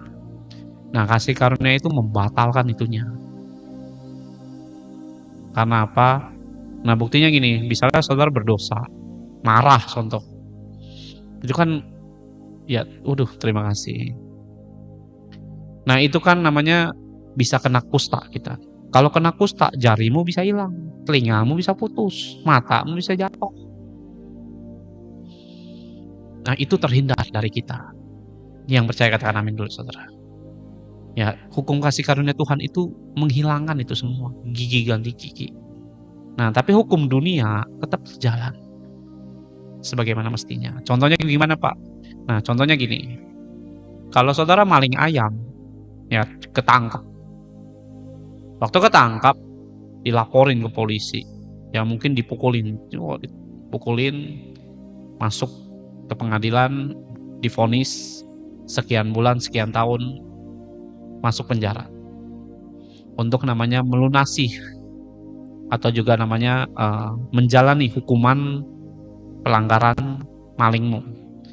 Nah, itu secara hukum manusia atau sipil. Nah, hukum Tuhan itu ada. Nah, kita minta ampun, Tuhan, ampuni aku, dihapus sama Tuhan. Makanya kalau saudara dalam keadaan sulit, yang pertama kamu perlu lakukan apa? Minta pengampunan sama Tuhan. Ampuni aku, Tuhan. Aku marah, kesel, mungkin sombong. Waduh Tuhan, perkataanku sia-sia, bercandaanku gak berkenan. Amin. Ya, hidup dan mati dikuasai lidah. Siapa suka menggemakannya, dia akan memakannya. Itu firman-Nya. Ya, jadi saudara harus tahu. Saudara harus ngerti Tuhan punya hukum yang akan, kalau ditanya, Pak, apakah dunia ini nggak bisa dihukum sama Tuhan sampai hari ini? Bisa. Tapi bagi orang yang terima kasih karunia, dia tidak akan kena. Saudara pernah dengar kan, di tahun 2018 ada namanya Kota Palu pernah ngalamin namanya gempa, tsunami, dan likuifaksi. Likuifaksi itu apa, Pak? Perpindahan tanah. Itu saya lihat dulu ya, tahun 2018 saya lihat itu tanahnya geser, turun. Dan itu juga banyak yang mati, rumah banyak yang rusak, hancur, dan sebagainya. Dan waktu yang banyak yang kena itu, betul ya? Pernah tahu nggak bencana 2018 di Kota Palu, Sulawesi? Itu pernah ada yang datang di TikTok saya. Waktu saya pernah khotbahin apa, saya juga ngomongin tentang Palu ini. Ya, ini datang dari TikTok, pernah dibilang, Pak, saya diselamatkan Tuhan. Saya nggak tahu, tiba-tiba kena tsunami, muncul-muncul di pohon. Yang lain pada mati, kesapu semua. Lihat, ini orang Kristen kesapu. Tadi saya lagi cari kesaksian orang yang bekas pernah ngalamin yang di Kota Palu, orang Kristen. Ya, ada suami dan istri di Kota Palu. Ya, memang rumahnya habis semua, dia bilang. Mobil habis. Tapi herannya waktu dia lagi ada tsunami, gempa, rumah roboh segala macam, dia bilang, saya tidak ada satupun yang lecet di kulit saya. Lihat, kalau bukan Tuhan nggak mungkin. Padahal yang lain banyak yang mati. Itulah kasih karunia, saudara. Tapi jangan saudara berpikir bahwa itu jadi sebuah ajang main-mainan dengan Tuhan. Ya, kasih karunia Tuhan itu enggak, dia menghukum bumi ini, kita nggak kena. Gempa bumi, mau gunung meletus, mau tsunami, kayak apapun. Makanya kalau saudara ada demo segala macam, selama saudara namanya hidup dengan Tuhan, nggak usah takut gitu-gitu. Santai aja. Kalau itu dari Tuhan muncul hukumannya, nggak akan kena kita. Karena Tuhan akan pisahkan. Mana yang kena, mana yang enggak. Segitu hebatnya Tuhan, Pak. Ya itu, segitu hebatnya Yesusmu. Amin, saudara. Nah, jadi nggak usah khawatir. Takut begini, ngapain takut? Jalan aja terus. Percaya kasih karunia Tuhan itu bisa melindungi saudara. Selama saudara nggak main-main dengan Tuhan. Kalau saudara malas doa, nah itu. Pak, saya buktinya celaka. Ya, salahmu sendiri itu. Ya. Perintah Tuhan itu diganti. Diganti dengan apa, Pak? Ya, saling mengampuni. Ya, hukum yang pertama daripada Yesus muncul apa? Kasihilah Tuhan Allahmu. Itu yang pertama. Kedua, kasihilah sesama. Jadi jangan bilang kasih karunia terus saudara benci orang. Ngaco, saudara. Kasih karunia Tuhan gak boleh tegur aja. Kalau memang salah mah tegur, itu juga kasih. Terus singgung, Pak, ya biarin aja. Ada pendeta besar ngomong bilang, kita harus ngomong tuh dengan kasih sayang. Ya mungkin kita udah ngomongin tapi dia ngeyel dulu, tetap harus kasih sayang. Yesus pernah ngomong, "Hei ular beludak."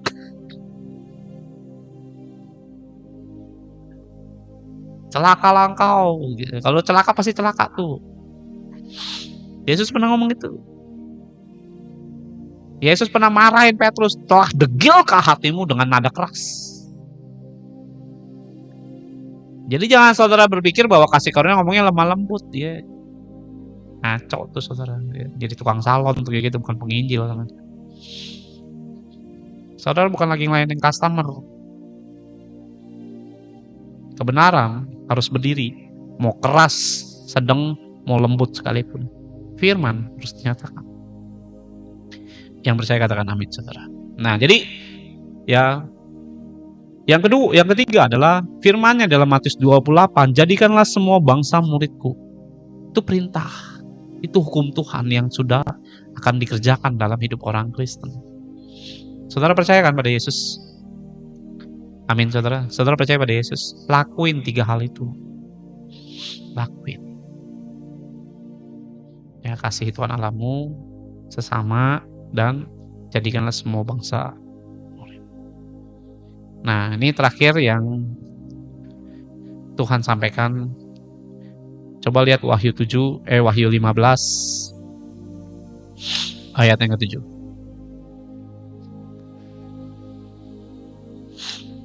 Tiba-tiba hidung sakitnya.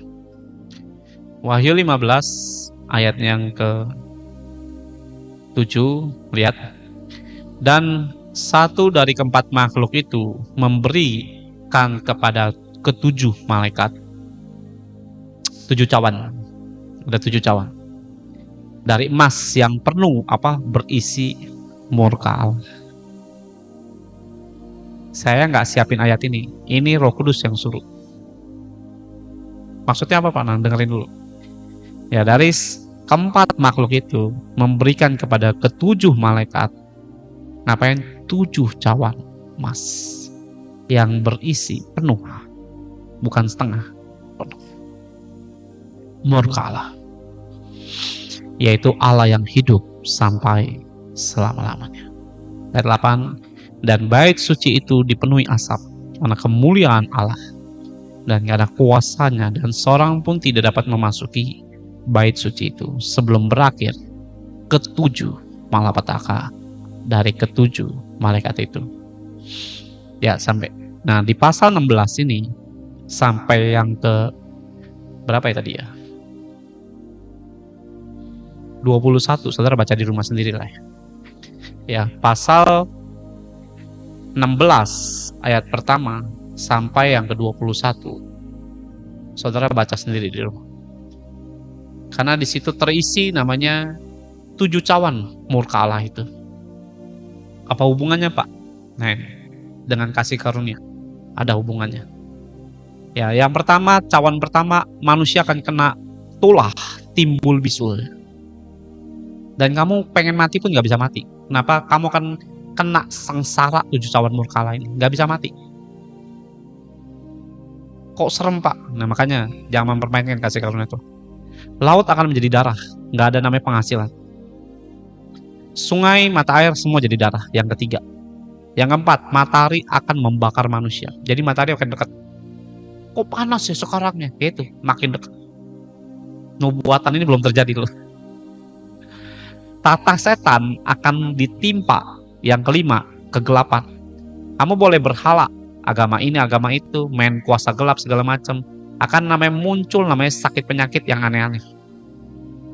Dan kelaparan, kesukaran. Kamu udah semedi di ya, ke dukun ini, ke dukun ono, tetap semuanya akan ditimpa Tuhan. Itu ya, yang kelima, cawan itu. Kamu mau ngandalin anak manusia, bapak, makmu segala macam, semuanya ditimpa tulah semua, nggak ada yang kena, nggak ada yang lolos. Di mana, Pak? Di bumi. Yang keenam, sungai Efrat akan kering, akan terjadi sebuah perang bangsa ini, nggak ada namanya keamanan, kenyamanan, nggak ada. Akan kekacauan, ekonomi akan tumbang. Wah, saya main saham, tumbang semua saham.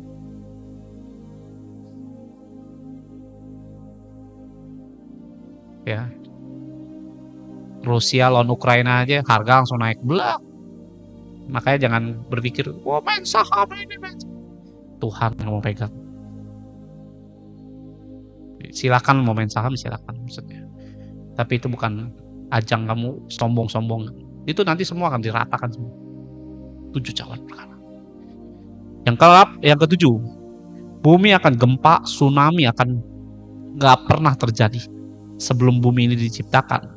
Ya, jadi nanti dalam Wahyu pasal 16 ini diceritakan bahwa akan terjadi gempa dan tsunami, bencana yang sangat besar belum pernah terjadi di bumi.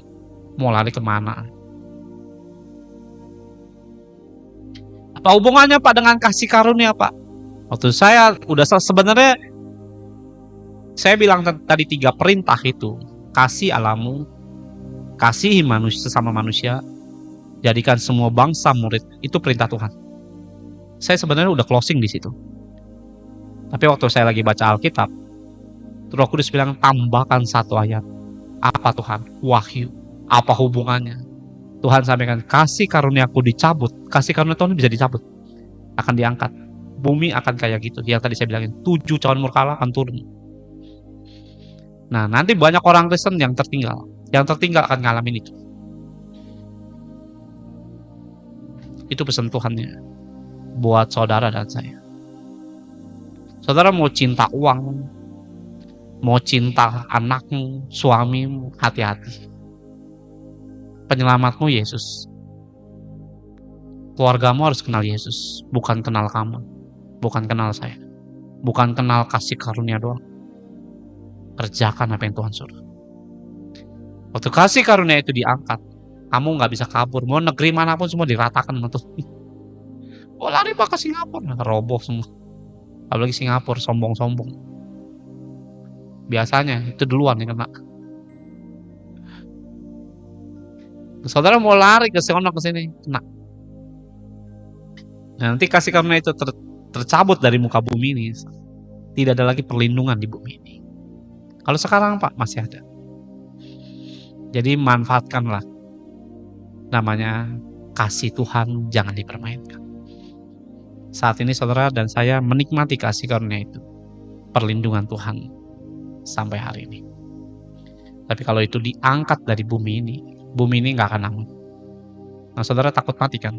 Kadang-kadang panjang umurnya, panjang lah umurmu. Saya sih berdoa sama Tuhan, kalau selesai pulanglah Tuhan.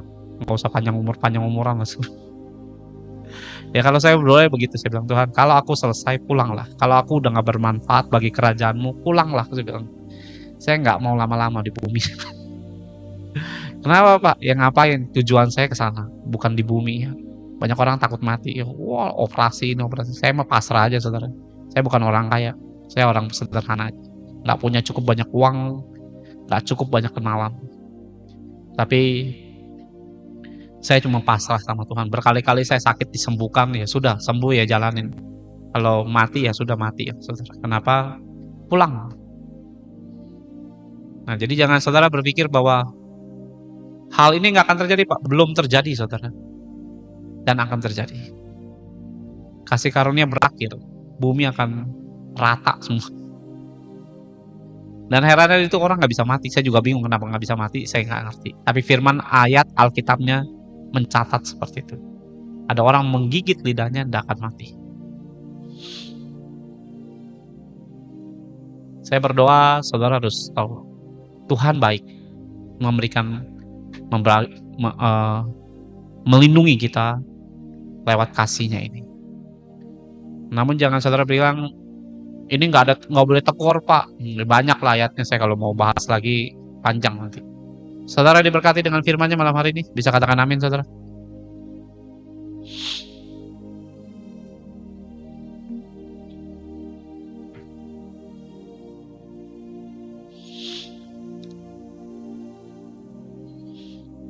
Nah, saudara yang rindu bisa memberkati pekerjaan Hineni Ministry, bisa menabur di nomor yang tertera. Yuk kita berdoa.